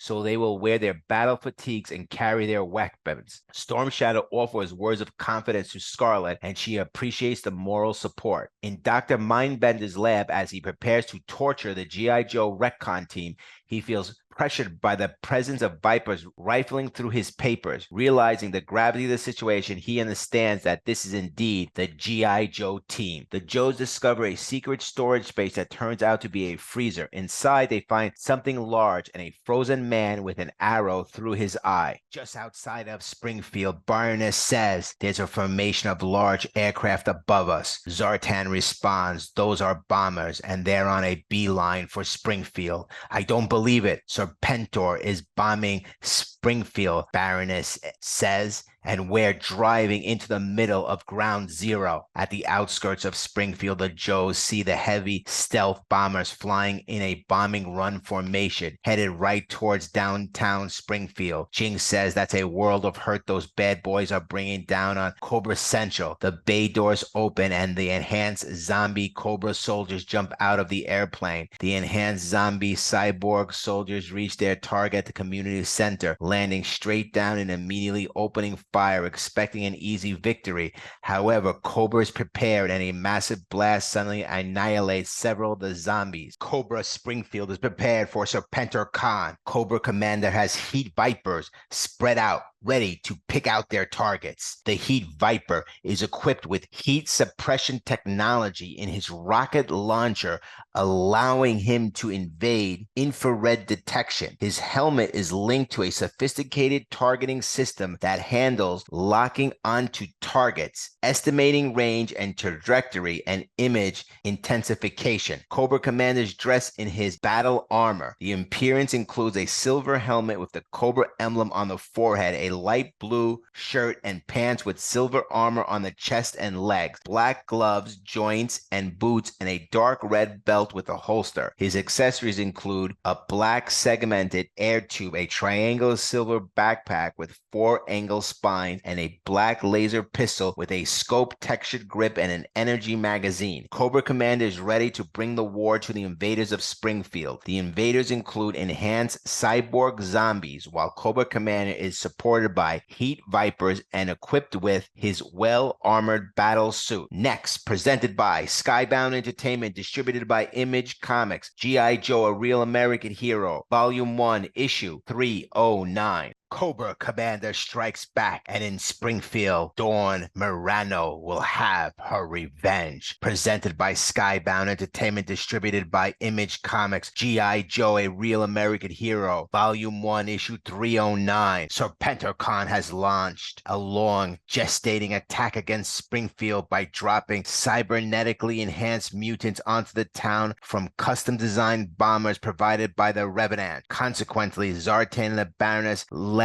the Dreadnoks into the heart of Springfield just as Scarlet arrives with a ninja strike team. Meanwhile, the captured Joe recon team on Cobra Island escapes their holding cell and makes a curious discovery in Dr. Mindbender's lab. As the Strato Vipers drop more enhanced cyborgs over Springfield from 2,000 feet above the ground, the cyborgs need no parachutes as they are living weapons. Strato Viper reports to Serpentor Khan that he's out of cyborgs and is returning to the base to rearm. We start off with Heat Viper saying to Cobra Commander, "We hit them with high explosive anti-tank rounds and it didn't even chip their paint." Cobra Commander replies, "We have to rethink our strategy." The zombified alley Viper comments, "Strategy ain't gonna save you, Snake Honcho," while a zombified Cobra Trooper adds, "You're all meat." Cobra Commander orders, "Reload with armor-piercing rounds and aim for the center of mass." As the Cobra Island contingent explains to Cobra Commander that their armor will not help because the zombies have breastplates made of moly steel laments and rib cages of titanium. A stick commander jumps out and asks, "What's going on?" The Frag Viper commander orders his troops to stop laughing and eradicate the enemy. As the Heat Vipers switch to armor-piercing rounds, Cobra Commander realizes the enemies are too close and orders them to bypass the internal fuses and switch to contact ignition. Just then, the zombified Cobra shoots down the Heat Vipers. Battle armor Cobra Commander realizes he has to catch the armor-piercing rounds before they hit the ground, but he cannot do it in time. Explosions erupt all around him, leaving Cobra Commander seemingly trapped with no way out, even in his battle armor. The zombified Frag Viper mocks him, saying, "Outstanding. You've got the head of the snake himself to self-destruct." "Not quite." Battle armor Cobra Commander replies, "You seem to have underestimated the efficiency of my battle armor. Thanks for alerting me to the futility guilty of aiming at your chest. He then hurls the armor-piercing bombs at the heads of the zombified Cobra troopers and Alley Viper, taking them out of the fight. As Cobra Commander leaps to attack the Frag Viper, he knows that the vision ports degrade the structural integrity of the helmets, so he aims for the heads. The zombified Frag Viper Commander tries to flee as Cobra Commander shouts, "Come back here, I'm not finished with you." The Cobra troops, impressed by their leader's decisive action, watch as one soldier exclaims, "He just showed us how to take down the cyborg." Armor-piercing rounds to the head. As the Crimson Guards and the other Cobra soldiers rally around him, they chant, "Let's hear it for the commander. All hail Cobra Commander." As Baroness climbs out of the semi-truck, Zartan warns her to get down because there's going to be ammunition coming from the Hiss tanks. Zartan then commands Thrasher, "Get that Thunder Machine out of the trailer and spray some 20 MMs downrange." The Thunder Machine roars to life, spraying bullets everywhere. The Thunder Machine takes out the Hiss tanks, prompting Zartan to exclaim, "This was supposed to be a retcon in force. We're not prepared for extended firefight." Road Pig chimes in, "Dreadnoughts are always ready to bring violence to all and sundry." Just then, Zartan warns, "Heads up, we've got more company." Road Pig revs up his hog, wielding his modified sledgehammer, and quips, "What a particularly repugnant and misshapen example of mutated trash. I shall have to improve its hideous appearance." Road Pig decapitates a Cobra soldier, saying, "By the judicious removal of its most loathsome appendage." As two more soldiers approach, the Thunder Machine cuts one in half while Buzzer uses his chainsaw to mutilate the other cyborg. Although Zartan is technically supposed to be allied with Serpentor Khan and his mutated Cobra soldiers, Baroness clarifies, "The Borgs aren't discriminating. It's open season on anything that isn't mutated and enhanced." Zartan and the Dreadnoughts have now aligned themselves with Mars Industry. Downtown Springfield, led by Scarlet and a ninja clan including Snake Eyes, Jinx, Dawn Morano, and Storm Shadow. They witness first responders panicking and colliding with zombified Cobra troops falling from the air. Scarlet sees a cop trapped in a cruiser, and Jinx says, "The door is jammed, Scarlet." The officer trapped inside the vehicle says, "Oh my God, you're Dawn Morano. I swear I didn't mean it. She was reaching into the glove compartment and I thought." Dawn replies, "You're the one who shot my parents, or at least the one who first fired." Storm Shadow intervenes. "You don't want to go down that road, Dawn. Take it from someone who's been there." Snake Eyes tries to get the cop out, but with gunfire getting closer, they know they must continue the mission. Suddenly, a ranged Viper, loyal to Serpentor Khan, comes crashing in, targeting anything holding a weapon. They quickly cut off the weapon first, then aim for the head. But just as they finish, more reinforcements arrive, led by a laser Viper. As Storm Shadow says, "Too many, we need to strategically relocate." They decided to fall back while Snake Eyes throws a smoke bomb to cover their retreat. Just then, Dawn Morano passes the officer who shot her parents. The officer, trapped and desperate, pleads, "If you're going to kill me, just do it. Don't leave me here to burn." Scarlet warns, "Don't do anything. You're going to regret, Dawn." As bullets from the zombified enhanced Cobra cyborgs rain down on the ninjas, Storm Shadow commands, "Stay together, but mind your intervals." Back on Cobra Island, Wetsuit, Muskrat, Agent Helax, and Molto carry the frozen person while holding Dr. Mindbender at gunpoint. The Joes make their way towards the stashed getaway vehicle, ensuring their escape plan is set. As they head towards the raft, Dr. Mindbender threatens to eat their brains. The Joe recon team pushes on and eventually finds the raft ready to make their escape. At the Springfield Community Center, a Cobra trooper announces to Cobra Commander, "As you can see, your battle armor has turned the tide and is rallying our troops. It's making you look good." The real Cobra Commander responds, noting that the Crimson Guard is exceeding all expectations. However, Cobra Commander is not on the battlefield. Instead, a Crimson Guard has been put into the Cobra Commander battle armor. As all the unit commanders report in, they state, "Sustainable casualties. Morale is higher. The commander's example has galvanized the troops." This is the turning point. The real Cobra Commander responds, "The original plan is a go. All units engaging the cyborgs will execute execute a fighting withdrawal to lure the enemy out into the open at the high school soccer, football, and baseball fields. Without covering the cyborgs will be sitting ducks. Cobra Commander has set a trap for the cyborgs. This is plan A. Fall back and lure the cyborgs into the trap. Back at Cobra Island, specifically the airfield, reports are coming in from all assault forces in Springfield, Ohio, and things don't look good. This is reported to Serpentor Khan. Serpentor Khan says the second stick commander is dropping the ball. Do I have to go there and direct this whole thing myself? Serpentor Khan wants the stealth bombers reloaded, refueled, and equipped with more enhanced cyber vipers. He declares, I'm going to show them how it's done. At Springfield, Scarlet and the ninjas are moving through the cyborg zombies who suddenly start retreating. Storm Shadow says something's going down. They had the advantage. There was no need for them to disengage. Jinx reports back. The Cobras are retreating towards the high school and the cyborgs are chasing them. Snake Eyes asks, where is Dawn? Scarlet replies, we have to follow, observe, and report back to the pit. She must have gone back to deal with the cop. Storm Shadow then says, we're going back for her. Dawn Marano returns to the cop who killed her parents. As he is burning alive, the officer sees someone and pleads, help, the fire is almost. He then realizes Dawn Marano and says, you came back, do it. Better that than burning. Do it. Dawn Marano stands there watching the officer burn. Next, presented by Skybound Entertainment, distributed by Image Comics, G.I. Joe, A Real American Hero, Volume 1, Issue 310. The battle for Springfield. Cobra Commander has a plan, and that means no one is safe as the conflict between the Joes and Cobras escalates. Presented by Skybound Entertainment, distributed by Image Comics, G.I. Joe, A Real American Hero, Volume 1, Issue 310. In the quiet town of Springfield, Fang Claw 36 reports to Cobra Central Command that the Springfield Cobras have organized a retreat towards the high school athletics field. Cobra Commander's plan is to lure Serpentor Khan mutated zombie cyborg forces into the stadium for an ambush, steering them straight into a kill zone. However, the Cobra Commander on the field is not the real one, as the real Cobra Commander is in the command center. On the ground, the Joes, Snake Eyes, Scarlet, Storm Shadow, Jinx, and Dawn Marano are in the thick of it.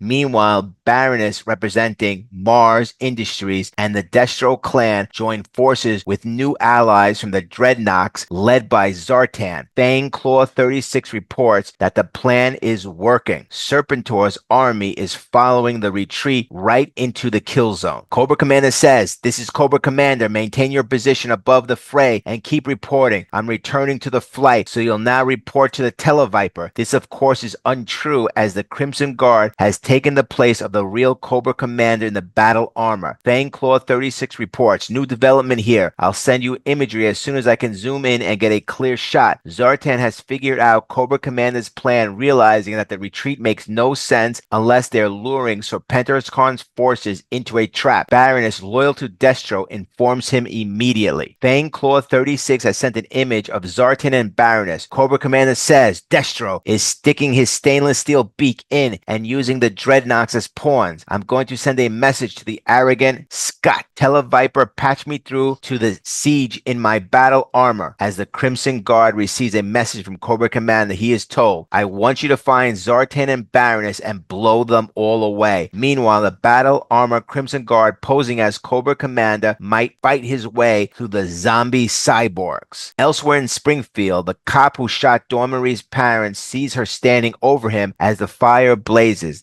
The cop says, you came back to kill me for what I did to your parents. Whatever you do to me will be more merciful than being burned alive while I'm trapped in this wreck. So do it and let's get it over. He then believes Dawn Marano will simply stand there and watch him burn to death. The officer pleads, please don't walk away and leave me like this, as Dawn Marano goes to an ambulance and retrieves the jaws of life to pry open the door and save him. This is the same officer who opened fire on Dawn Marano's parents, and now she is saving him, showing mercy. On Cobra Island, Serpentor Khan is growing tired of the losses his mutated cyborg Cobra army is suffering. Serpentor Khan orders, get the other bombers refueled, rearmed, and restocked with enhanced cyborgs. Plot a course back to Springfield. I'm going to do what I should have done from the start. Command this operation from the front line. Serpentor Khan is heading into battle. Off the Great Coast to Cobra Island, Muskrat forced Dr. Mindbender to resurrect the original Serpentor. The plan is to turn him against the zombified Serpentor Khan, as they need to get Serpentor Khan into his hibernation chamber and back to the pit in one piece. Dr. Mindbender says, your plan will never work. First, the body in the freezer unit is a spare clone, not the original. That arrow wound is a latex prosthetic I applied to confuse anyone who stumbled across my stash. Snake Eyes destroyed the original, and there's no guarantee a clone of the original can defeat the zombified Serpentor Khan. As they speak, a fleet of specially made Serpentor Khan bombers launches from Cobra Island. Serpentor Khan sees the G.I. Joe Recon team and orders Night Raven 2 to peel out of the formation and take out the Zodiac boat. As the Joe Recon team spots the Night Raven headed toward them, they paddle as fast as they can. Night Raven 2 opens fire with his machine gun, spraying bullets and cutting the Zodiac boat into quarters. Seeing nothing left, the Raven departs. Back in Springfield, the Dreadnought, Zanzibar, and Thrasher are on top of the Thunder Machine as the Battle Armor Cobra Commander brings the heat. Buzzer and Road Dogg follow behind Zartan on their hogs, while the Baroness shoots at Cobra Commander. Battle Armor Cobra Commander says, I love it when designated targets come to me. Take a double tap to the center mass, Baroness, as the Crimson Guard, disguised as Cobra Commander, takes 2 shots at her. The shots knock her off the bike, and the second round penetrates her breastplate. The Baroness is shot and bleeding. Somewhere in the Gulf of Mexico,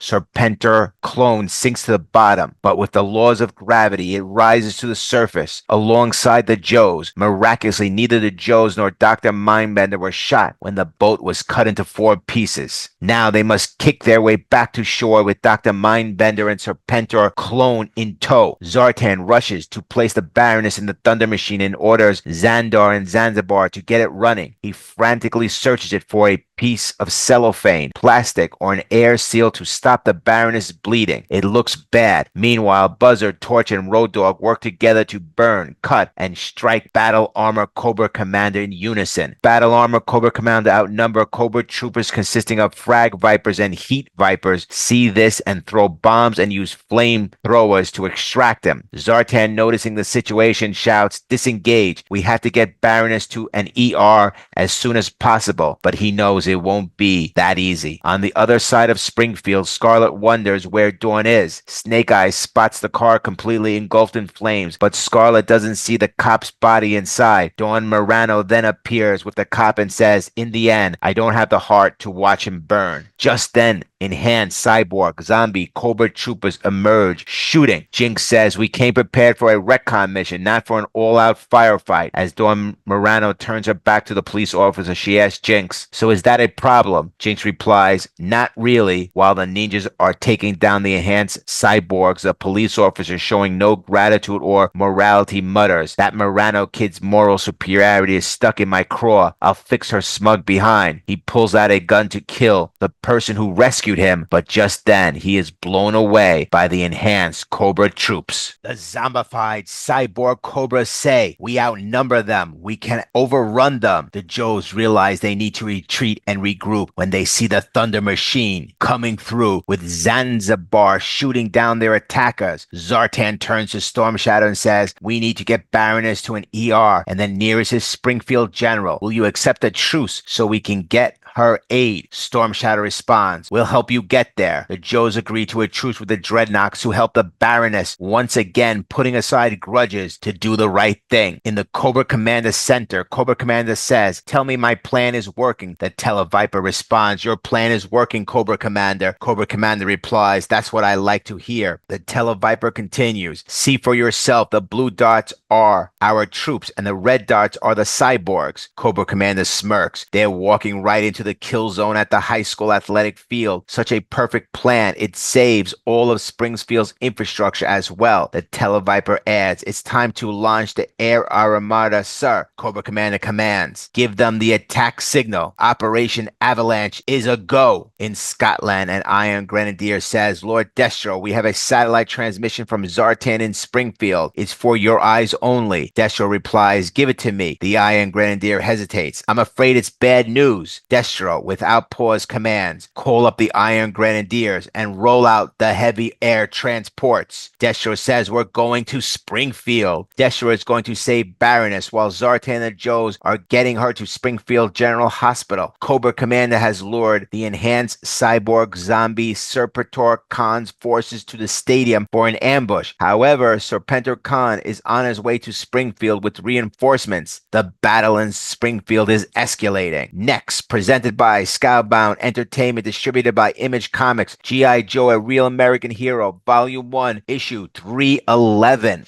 Cobra Commander's Trap in Springfield has been unleashed. Presented by Skybound Entertainment, distributed by Image Comics, G.I. Joe, A Real American Hero, Volume 1, Issue 311. The battle for Springfield reaches an intense climax as Cobra Commander continues his ruthless strategy against Serpentor Khan's enhanced cyborg zombie army. With Cobra's forces retreating into the high school stadium, Commander's trap is set, aiming to annihilate the enemy in one fell swoop. Meanwhile, Destro is on his way to Springfield to rescue Baroness, adding even more tension to the unfolding chaos. The Joes, including Snake Eyes, Scarlet, Storm Shadow, and Dawn Marie, are fighting against overwhelming odds as Serpentor Khan brings in even more reinforcements. Zartan and the Dreadnoks have temporarily teamed up with the Joes in a desperate bid to save Baroness. The stakes couldn't be higher as Cobra Commander's master plan, Operation Avalanche, unfolds. The Battle of Springfield rages on as Serpentor Khan's enhanced mutant cyborg army sweeps the battlefield. One of Serpentor Khan's commanders observes, the normie Cobras are disengaging in disarray. We can envelope them on the athletic field and annihilate them. Meanwhile, the imposter Cobra Commander, disguised in battle armor, reassures his troops of his commitment to the fight. He firmly states, negative, we must ensure that tactical withdrawal succeeds in drawing the cyborg army into our ambush at the high school. The real Cobra Commander has orchestrated the entire plan, but it is the imposter Cobra Commander who is on the battlefield. The imposter declares, to that end, we must execute a holding action to blunt the change's momentum. If we offer no resistance, the cyborgs will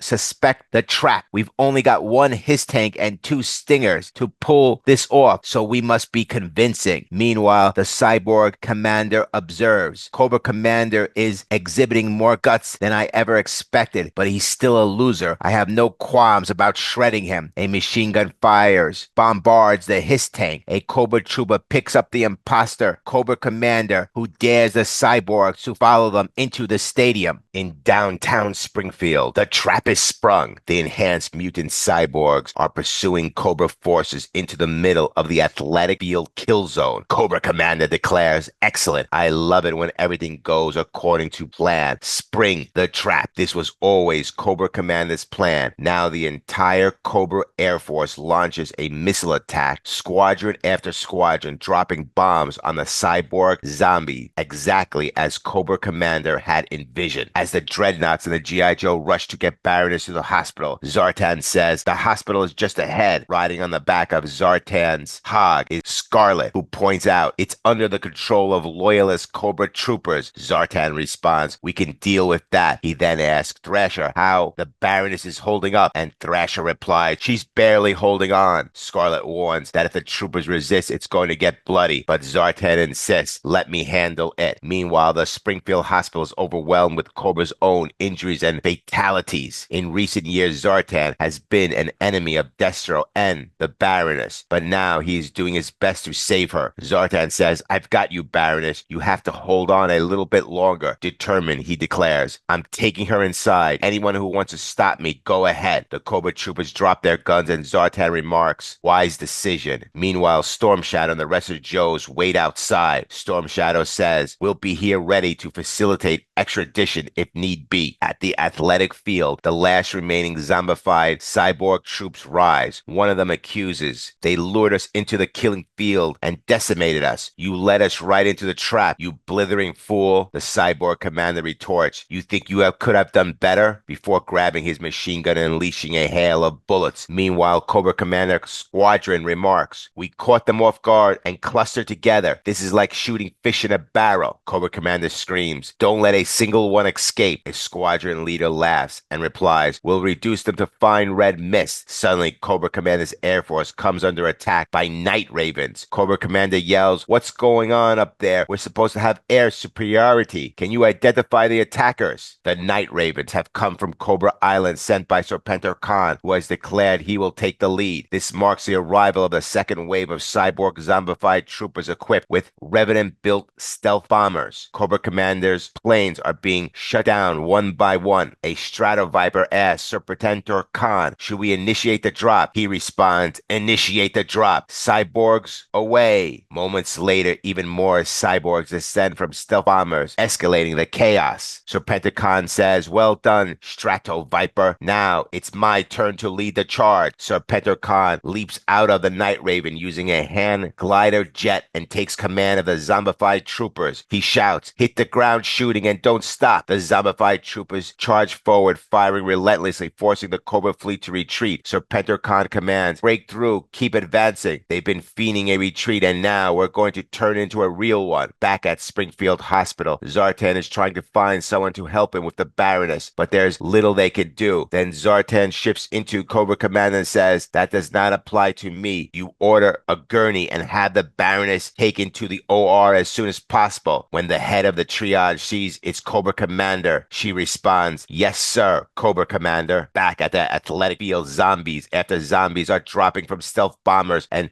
Serpentor says, forward and don't look back. We'll take the field. We'll take this town. We'll take all of Cobra. Their troops are screaming as Serpentor leads them. Meanwhile, the imposter Cobra Commander asks, where are you taking me? A Techno Viper responds, we need to get you to safety of the command center bunker. The imposter Cobra Commander says, I will not lead from the rear. I have to rally the troops. The Night Ravens are shooting all over the Techno Viper as they try to get to the command base. Serpentor Khan says, you first wave assault leader may redeem yourself. Take a small force to assault the Cobra bunker under the community center and secure the hospital while you're at it. We're going to push forward, send out wings on the flanks and envelope the Cobra main element. I want to twist the head of Cobra Commander. Serpentor leads the forces as they move forward. Cobra Commander says, how could my brilliant plan fail so miserably? Show me the situational graphic. As the situation worsens, Serpentor Khan has the Cobra troops surrounded. A Cobra soldier asks, shouldn't we send the reserves and the bunker guys to relieve the main force? Cobra Commander slaps him and says, are you insane? They're here to protect me. In the OR, imposter Zartan, as Cobra Commander says, there is no other option than the Baroness surviving this procedure. The doctor replies, Cobra Commander, no, I want you out of my operating room. Imposter Zartan, as Cobra Commander responds, can one of you finish this operation if this idiot suddenly becomes incapacitated by a jacket hollow point? Meanwhile, downstairs a new problem arises. Serpentor Khan forces arrive at the hospital. 5 Joes and the Dreadnought stand in the way of hundreds and hundreds of cyborg zombified Revenant Cobra troopers. One of them says, is this all they've got? We're going to plow through them like a weed whacker in a field of daisies. At the athletic field, Serpentor says, obliterate them. They were so thoughtful to spring this failed trap out in the open to preserve Springfield's infrastructure for our takeover. The zombie troopers are taking out the full Cobra forces with air supremacy over Springfield and thousands of more equipped troopers. Serpentor Khan has this battle in hand, but suddenly out of nowhere, Serpentor Khan's Night Ravens and bombers are getting shot down. They're under attack from air-to-air missiles. Serpentor Khan says, impossible. We destroyed all Cobra air assets. It is Destro and the Iron Grenadiers. Destro screams out, sweep the field, no prisoners. Destro, armed with technology from Mars Industry, fires at the cyborg zombified troops. Destro shouts, where are Zartan and the Dreadnought? Where is my beloved Baroness? As he continues shooting, Destro now deploys the Demon Dominators and the Razorbacks, forming a line of attack on the left and right with the wings enclosing the zombified troopers. Destro has brought all of his Mars forces into the battle. Cobra Commander does not understand and says, says, "What is he doing here? Why is he attacking Serpentor's cyborg army? Is he on my side again?" The Cobra Trooper responds, "Maybe you should try to cut a deal with him. On second thought, he may not be too forgiving about you having shot the Baroness in the chest." Cobra Commander looks worried. Serpentor Khan turns his back and Destro hits the glider right into him. Destro says, "This is the end game. Serpentor, I'm here to see that your plans of conquest go down in flames." Serpentor Khan responds, "That may very well be, Destro, but I intend to take you with me." Destro and Serpentor Khan square off as the Iron Grenadiers and the remaining Cobra soldiers circle in on the cyborg revenant zombified troopers. Destro and Serpentor Khan, with clenched fists, are ready to battle each other. We started this battle with Serpentor Khan sending squadrons of bombers with zombified cyborg revenants to push Cobra forces into Springfield. Cobra Commander's plan was to lose at the beginning, baiting all the zombified troopers into the sports stadium and then bombing them with a full squadron of Cobra Commander's Air Force. However, Serpentor Khan did not like the way the battle was being fought, so he loaded up a second wave of squadron bombers and night ravens. These night ravens and bombers turned the tide, defeating Cobra Commander's troops, who were led by the imposter Cobra Commander. Then, seemingly victory in hand, Serpentor Khan split up his forces, with some heading to the hospital and the others to Cobra Commander's bunker, leaving the remainder in the athletic field. After that, Destro with the Iron Grenadiers surrounded the athletic stadium with the remaining Cobra Commander troops to shift the pendulum in Cobra Commander's favor. Meanwhile, Baroness is dying, and Zartan, who was on a reconnaissance mission, is trying to save the love of Destro. He is aided by the G.I. Joes. We are left with Destro and Serpentor Khan face to face, ready for battle. Wow. Next, presented by Skybound Entertainment, distributed by Image Comics, G.I. Joe, A Real American Hero, Volume 1, Issue 312. Destro versus Serpentor Khan. But can Snake Eyes and Scarlet's team of Covert Joes save Springfield in time? Presented by Skybound Entertainment, distributed by Image Comics, G.I. Joe, A Real American Hero, Volume 1, Issue 312. When we last left the battle for the fate of Springfield, Cobra Commander's forces and Serpentor Khan's cyborg-enhanced, revenant-driven, zombified Cobra troops converged on the town sports field. Cobra Commander's plot to ambush Serpentor's invaders initially succeeded, but the tide of battle shifted multiple times. It all culminated in Serpentor Khan facing off against Destro on the battlefield after Destro arrived seeking revenge and intending to rescue the Baroness. As Destro and Serpentor Khan prepare for a single combat, the stakes couldn't be higher. Serpentor Khan, with his mutant strength, faces off against Destro, a master of hand-to-hand combat. This promises to be a brutal clash on the chaotic battlefield of Springfield. Serpentor Khan taunts, "This is not your fight, Destro. Why meddle in affairs that do not concern you?" Destro counters, "In your previous existence, you slaughtered and plundered your way from the China Sea to the Caspian. Why should I believe Serpentor Khan would stop here in Springfield?" The fight begins amidst the chaos of dead zombified troopers, explosions, and debris raining down everywhere. The battlefield of Springfield becomes the stage for this epic confrontation. Serpentor Khan begins to showcase his strength, landing a series of powerful blows. First one punch, then another, followed by a vicious chop and a massive roundhouse kick. Serpentor Khan taunts, "You think you're strong enough to follow my plans? I think not." He continues his relentless assault, striking Destro repeatedly. Finally, Destro counters with a well-placed headbutt. Serpentor Khan smirks and says, "Not bad, but all you manage is a bloody nose." Serpentor Khan continues his relentless assault, delivering a powerful roundhouse kick followed by a slam to the back of Destro's neck. He then picks up Destro and hurls him across the battlefield. Serpentor Khan declares, "I fought my way across Asia and deep into Europe with bow, lance, and a sword and a fist. A great Khan earns his position through martial prowess, not by inheriting wealth from his ancestors. Do you truly believe a great Khan can be defeated by the chieftain of a minor clan, a man who hides his visage behind a steel mask?" It becomes clear that Serpentor Khan has the upper hand in hand-to-hand combat. Destro brushes himself off and retorts, bold words for someone who looks like they've been dunking fryer chips with their face. "You may be an undisputed master of personal combat and a light horse tactics, but the methods of warfare have advanced considerably considerably since the Middle Ages. Now we have laser targeting as Destro activates a laser beam directly at Serpentor Khan's chest. Serpentor Khan scoffs and replies, "Light shows do not scare me." Destro says, "I'm designating you as a target, and the paved penny system in the Mars-built VTOL bomber transport is tracking and locking. The launch sequence activates automatically. Such is the way of modern combat. This VTOL bomber transport is a brand new creation from Mars Industries. Destro fights unfairly by using the VTOL to send bombers raining fire and explosions directly onto Serpentor Khan. As the devastation unfolds, Destro watches while Serpentor Khan stands with his arms open, seemingly welcome the onslaught. Unknown to everyone, Destro had additional technology, a helmet, and a specialized contact lens that allowed him to physically control the detonation with his eyes. The red targeting beam was not coming from the VTOL bomber, but from Destro himself. He had planned this all along, designating the target and knowing he could not defeat Serpentor Khan in hand-to-hand combat. Is this the end of Serpentor Khan? At Springfield's main shopping district, the zombified Cobra Viper says, "Serpentor Khan ordered us to attack the community center. Why are you leading us to the hospital?" The Frag Viper responds, "It's closer and nowhere near as well defended as Cobra Commander's basement bunkers. This should be a cakewalk, easy pickings. Before assaulting a fortified position, we can put their wounded out of their misery and destroy their medical infrastructure." As the Frag Viper continues, he suddenly notices something in front of him. The Frag Viper notices in front of them a G.I. Joe team consisting of Snake Eyes, Jinx, Storm Shadow, Scarlet, and Dawn Morano, along with some dreadnought blocking the hospital entrance. Snake Eyes firmly declare, "None shall pass." The Frag Viper laughs mockingly and says, "Ha! They're all armed with medieval weapons and power tools. Not a single modern firearm between them. We'll roll through them like a mechanical reaper in a field of wheat." Snake Eye responds coolly, "Let's roll." The Joes launch their attack, with Storm Shadow using his katana to slice through the cyborg troops. Snake Eyes joins in, cutting down several enemies with precision, while Scarlet takes out a few using ninja stars and her crossbow. Jinx expertly disables more Cobra troops with her agility and skill. Meanwhile, Dawn Morano wields her katana, slicing the tops off of the heads of 3 zombified cyborg cobras. She quips, "These cyborgs are already half dead. I'm just making them deader." The Dreadnoughts, Buzzer, Thrasher, and Road Pig unleash the chaos on the Cobra troops while riding their motorcycles. Buzzer wields a chainsaw, Thrasher uses a mechanical claw, and Road Pig swings a piece of concrete mounted on an axe handle. Together they take off their heads, legs, and arms of the advancing Cobra troops, leaving devastation in their wake. The Frag Viper, leading the Cobra troops, stays in the background while the rescue team of the G.I. Joes and Dreadnoughts wreak havoc. Observing the chaos, he mutters to himself, "It's up to me then, and I'm not stupid enough to engage them at close range. I'll just stand back here and vaporize them with my grenades." However, before he could act, a shot rings out from behind, hitting the Frag Viper in the head. The shooter is none other than Destro. Destro demands, "Where is she?" referring to the Baroness. Snake Eyes responds, "Zartan is on his way down with her." The Joes and the Dreadnoughts meet up with Zartan, who is followed closely by Destro. Zartan explains, "She just came out of the ER. The surgeon says she's been stabilized, but she needs to be moved to the ICU. Destro quickly gives orders. "Eagle 1, I need a Dominator at the hospital as soon as possible." The Baroness is stabilized, but she needs to be transported out of Springfield to receive ICU care. The Baroness emerges from the ER just as the Dominators land. Destro commands, "Wild Boar, load the Baroness into the transport equipped with medical facilities and fly her back to Scotland immediately." Scarlet attempts to speak to Destro, but he dismisses her concerns and coldly demands, "Where is that idiot?" in Scottish, referring to Cobra Commander. At the community center, a Techno Viper reports, "I'm afraid there's more bad news, Cobra Commander, and some good news as well. The Siege, who is standing in for you in your battle armor, is seriously incapacitated and has requested to be relieved. Vipers are bringing him here in a Stinger." He also reports that while the ambush force had great success against Serpentor's cyborg, it was ultimately decimated by Destro's forces. Cobra Commander, visibly agitated, asks, "And the good news?" The Techno Viper continues continues. Serpentor Khan was obliterated by a laser-guided missile designated by Destro. Destro was last seen leaving the hospital, but we've lost track of him, and I don't know where he's headed. Cobra Commander erupts. He's coming here, you idiot. Are we headed into a new arc? Is Serpentor Khan truly dead? It certainly seems that way, as the Techno Viper insists he has been obliterated by Destro. The Crimson Guard wearing Cobra Commander's battle armor demands, where's the roof security team? What happened to the his tank crews? As he begins to piece together that Cobra Commander only cares about his own safety, not the troops, he sees the commander fortifying and bolstering his personal security. Despite this realization, the Crimson Guard in the Cobra Commander armor remains a brave soldier. Taking charge, he commands, give me that launcher. He orders the others to barricade the entrance foyer and set up an inner perimeter. I think we're past a point where luck is a factor, he declares as he heaves a massive launcher ready for the fight. Destro comes flying in and demands, where are all your loyal Vipers? The Crimson Guard replies, they are inside. This is between you and me, Destro. Destro stares at him with an intense, evil glare. The Crimson Guard may have killed many and ordered countless deaths, but he is directly responsible for the Baroness ending up in the ICU and almost dead. The confrontation is not going to end well for the Crimson Guard, who is impersonating Cobra Commander. Destro sneers, if you were the real Cobra Commander, you'd be inside your bunker and all the troops would be out here. The imposter Cobra Commander orders, stay right there and put your hands up. Destro, holding a mysterious briefcase, remains unconcerned. Inside the bunker, the real Cobra Commander yells angrily, what are you doing, you incompetent fools? You don't want him captured. We want him dead. Destro calmly responds, I'll tell you what, let me put my briefcase down and I'll disarm myself. The Crimson Guard replies, you do that. Destro smirks with pleasure as rockets suddenly fire from his iconic wrist gauntlets. Destro stands unmoved, his cold gaze fixed on the imposter. Cobra Commander observes those rockets aren't free flight, they're guided. He's using the same targeting system built into his mask that he used to annihilate Serpentor Khan. The rockets launch from Destro's gauntlet streak forward with precision guided by his mask. They hit their mark, obliterating the imposter, Crimson Guard, masquerading as Cobra Commander. The explosion sent pieces of the battle armor flying in every direction. Destro remains motionless, standing amidst the chaos, his cold and calculating gaze fixed on the aftermath. Iconic. As the G.I. Joe, Zartan, and the Dreadnought witness the explosion, they approach to assess the situation. Destro states it was an imposter in his battle armor. The genuine Cobra Commander is cowering in his bunker beneath the community center. It falls to me to go inside and root him out. Zartan replies, the Nooks and I have your back. Scarlet adds, the Joe Ninjas will back your play as well. Destro responds with a curt nod. I appreciate the gestures, but that will not be necessary. With that, he begins striding purposely into the community center. His intent is clear, to confront and eliminate Cobra Commander once and for all for his scheming, his double-crossing, and most of all, for ordering the attack that left the Baroness critically injured. Destro declares, I intend to settle this mano a mano. Do not follow me inside. He leaves the Joe Ninja team and the Dreadnoughts behind, striding into the building alone, addressing Cobra Commander and the Cobra Vipers who are listening. He states, I know you have surveillance cams and mics. Cobra Commander, I'm coming for you. The Iron Grenadiers have sealed off your tunnel escape routes. Destro tells the G.I. Joe Ninja team and the Dreadnoughts, I suggest you all step back to the far end of the parking lot, as there will soon be a significant amount of flying debris. It's Destro versus Cobra Commander, mano a mano. In the conclusion to the Cobra Civil War, presented by Skybound Entertainment, distributed by Image Comics, G.I. Joe, A Real American Hero, Volume 1, Issue 313. It all comes down to this. Destro versus Cobra Commander. Winner takes all. Presented by Skybound Entertainment, distributed by Image Comics, G.I. Joe, A Real American Hero, Volume 1, Issue 313. Where we last left off, Destro converge on Springfield to battle Cobra, face Serpentor Khan, and rescue the Baroness, leaving destruction in his wake. After eliminating Serpentor Khan with drone strikes and dispatching every Cobra member in sight, Destro advanced towards Cobra Commander's bunker with the support of the Joes and the Dreadnoughts. Furious over the orders that left the Baroness gravely injured, Destro seeks revenge while the Baroness is en en route to Scotland with serious injuries. She's expected to survive. At Springfield, Destro enters the Springfield Community Center where Cobra Commander is secured inside a heavily fortified bunker. Outside, the G.I. Joe, Zartan, and the Dreadnoks wait. Jinx says, are we really going to let Destro go in there and confront Cobra Commander's bunker by himself? He may be badass, but that's got to be a tough nut to crack. Storm Shadow responds, he told us to stand back, Jinx. I wasn't about to stop him. Zartan adds, I'll bet Cobra Commander regrets ordering the hit on the Baroness right about now. Road Pig chimes in, even if it was by proxy. Road Dog continues, Destro's already vaporized the fake Cobra Commander, the one who pulled the trigger on the Baroness, but he isn't going to be satisfied until he seriously compromises the molecular integrity of the mook who gave the order. I suspect this will be rather messy. Cobra Commander is protected by 6 Heat Vipers and Alley Vipers who patiently wait outside the bunker armed with plenty of weapons and explosives. One Viper says, I don't like this one bit. Why can't we provide protection for Cobra Commander alongside him in the nice armored bunker of his? Another Viper replies, what's to worry? We've got enough high explosive and anti-tank ordnance to blow Destro away 10 times over. When he comes down the stairs, we pop up and hit him with everything we have. Destro is walking down the stairs. Cobra Commander remains inside watching everything on his security cameras. The Techno Viper says there's no way Destro can get by those Heat Vipers and Alley Vipers. Cobra Commander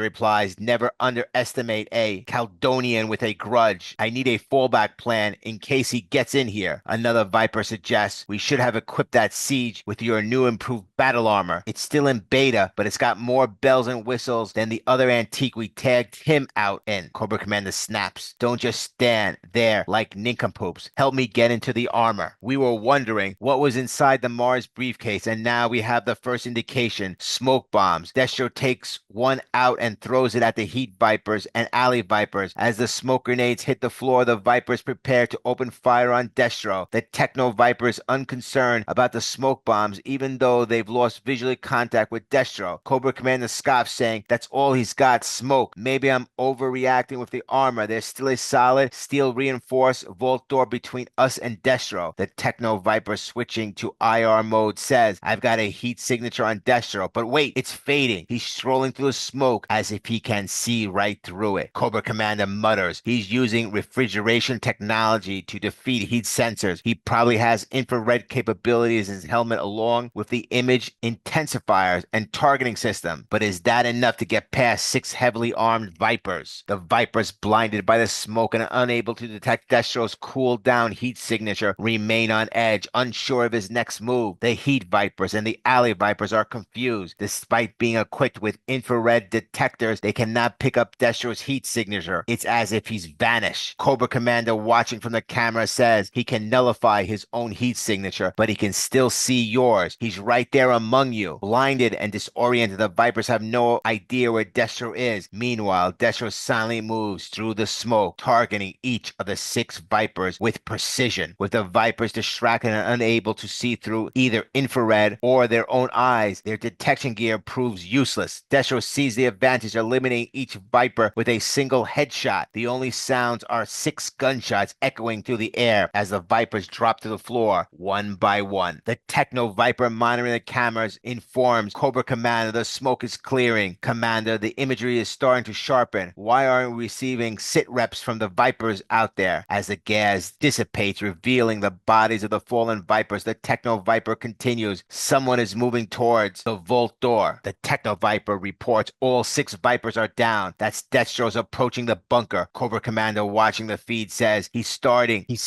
straight into the camera above the door. Suddenly, Destro shoots the cameras. The Techno Viper adds, and now he's talking. And now he's taking out the other cameras. We're blind. All the cameras have been destroyed. Outside, the G.I. Joe, Zartan, and the Dreadnoughts are communicating about the situation. Zartan comments, you really don't want to know. Destro climbs the stairs, stepping over the fallen Vipers as he drops a grenade, which bounces down the steps. The G.I. Joes question why Destro is moving away from the bunker and heading back upstairs. Scarlet realizes the reason. Destro doesn't want to be downstairs for the main event. He has armed enough explosive with a single grenade to blow the bunker door wide open. The impending blast is going to be massive. The blast tears through the door, killing all of Cobra Commander's guards. However, Cobra Commander emerges equipped with a new battle armor suit. Outside, the smoke and debris startled the Joe. Scarlet remarks, that was equivalent to a small tactical nuke. Zartan responds, I'm thinking the bunker door is breached. Meanwhile, Destro declares, I'm coming for you, Cobra Commander. Destro descends back into the bunker ready to challenge Cobra Commander to a one-on-one battle for supremacy. Destro declares, there is no escaping your fate. It is down to you and me now. Destro versus Cobra Commander. Cobra Commander says, I'm waiting for you, Destro. The imploding vault door crushed the Televipers and Techno-Vipers into meat jelly, but my Mark 7 body armor withstood the blast. Destro responds, a fancy powered suit is only as effective as the man who sits inside of it. Cobra Commander's suit capable of withstanding a small nuclear blast, demonstrating its power as he lifts massive metal shards, showcasing the strength of his enhanced battle armor. Cobra Commander retorts, oh, but I've been working out and practicing. As Destro picks up his gun and begins shooting at him point blank, he says, practicing and running your mouth doesn't quite count. The bullets shot by Destro have no effect, as Cobra Commander confidently says, as you can see, I'm completely impervious to small firearms. Destro responds, just probing for weak spots. Throughout these 12 issues, we've seen zombie-enhanced cyborg Cobra troops, the Revenant switching sides back and forth, the G.I. Joe watching from the sidelines as a zombified Cobra led by Serpentor Khan battles Cobra Commander in Springfield. We've witnessed the Baroness being shot and Destro seemingly killing Serpentor Khan. With many major battles and twists and turns, it all comes down to one fight, Cobra Commander versus Destro. Cobra Commander says, not only do I have a superior bulletproofing, I have a power assist as well, as he throws a punch, but it's not an ordinary punch. It's my back by an enhanced battle armor. Destro replies, you should have gone for the breadbasket. My mask is as impervious as anything you got. Cobra Commander laughs and says, haha, show me what you got. Destro says, with pleasure. I hear your skull rattling around inside that helmet. Let us not neglect bruising you inwardly. He then throws a roundhouse punch followed by a spinning fist and then delivers a knee to Cobra Commander's stomach. Finally, Destro picks up a file cabinet over his head and throws it right at Cobra Commander. Cobra Commander responds, don't count your chickens before they come to roost. Destro says, oh my, are we mixing metaphors now? Then Cobra Commander responds, I'm amping up the energy field to the power assist services. Destro asks, are you certain you want to do that? Cobra Commander replies, absolutely positively. He then throws 2 hits and throws Destro down. Cobra Commander says, I'm gonna take my time smashing you to a pulp. Battle armor. Cobra Commander has raised the power to the top level, granting him extreme strength to deliver devastating blows to Destro. These blows have an effect on Destro, as Cobra Commander says, I'm thoroughly going to enjoy this, ramming his elbow right into Destro's spleen. Cobra Commander grabs Destro's neck and twists it, saying, you shall suffer pain and utter destruction. Then Cobra Commander suddenly asks, what's going on? Why are all my movements so sluggish? I'm locked. I can't move at all. Destro responds by amping up the energy feed to this power assist suit. It's drastic battery drain. I'm surprised you neglected to read the instructions manual. Destro does not kill Cobra Commander, but drags him out, beaten but alive. The Joes and Zartan just look at Cobra Commander on the floor and surround him. Clearly, Cobra Commander has been captured by the G.I. Joes. Destro says, somebody shovel this layhead Bambot into a skip-in. The gesture is saying about, get this lumpy head, making fun of Cobra Commander's head, Bambot, which is an idiot, into a garbage bin. Cobra Commander is captured. Serpentor Khan is killed, and the zombies have been destroyed. The question is, what is next for the G.I. Joes? We will be followed by Skybound Entertainment, distributed by Image Comics. G.I. Joe, A Real American Hero, Volume 1, Issue 314.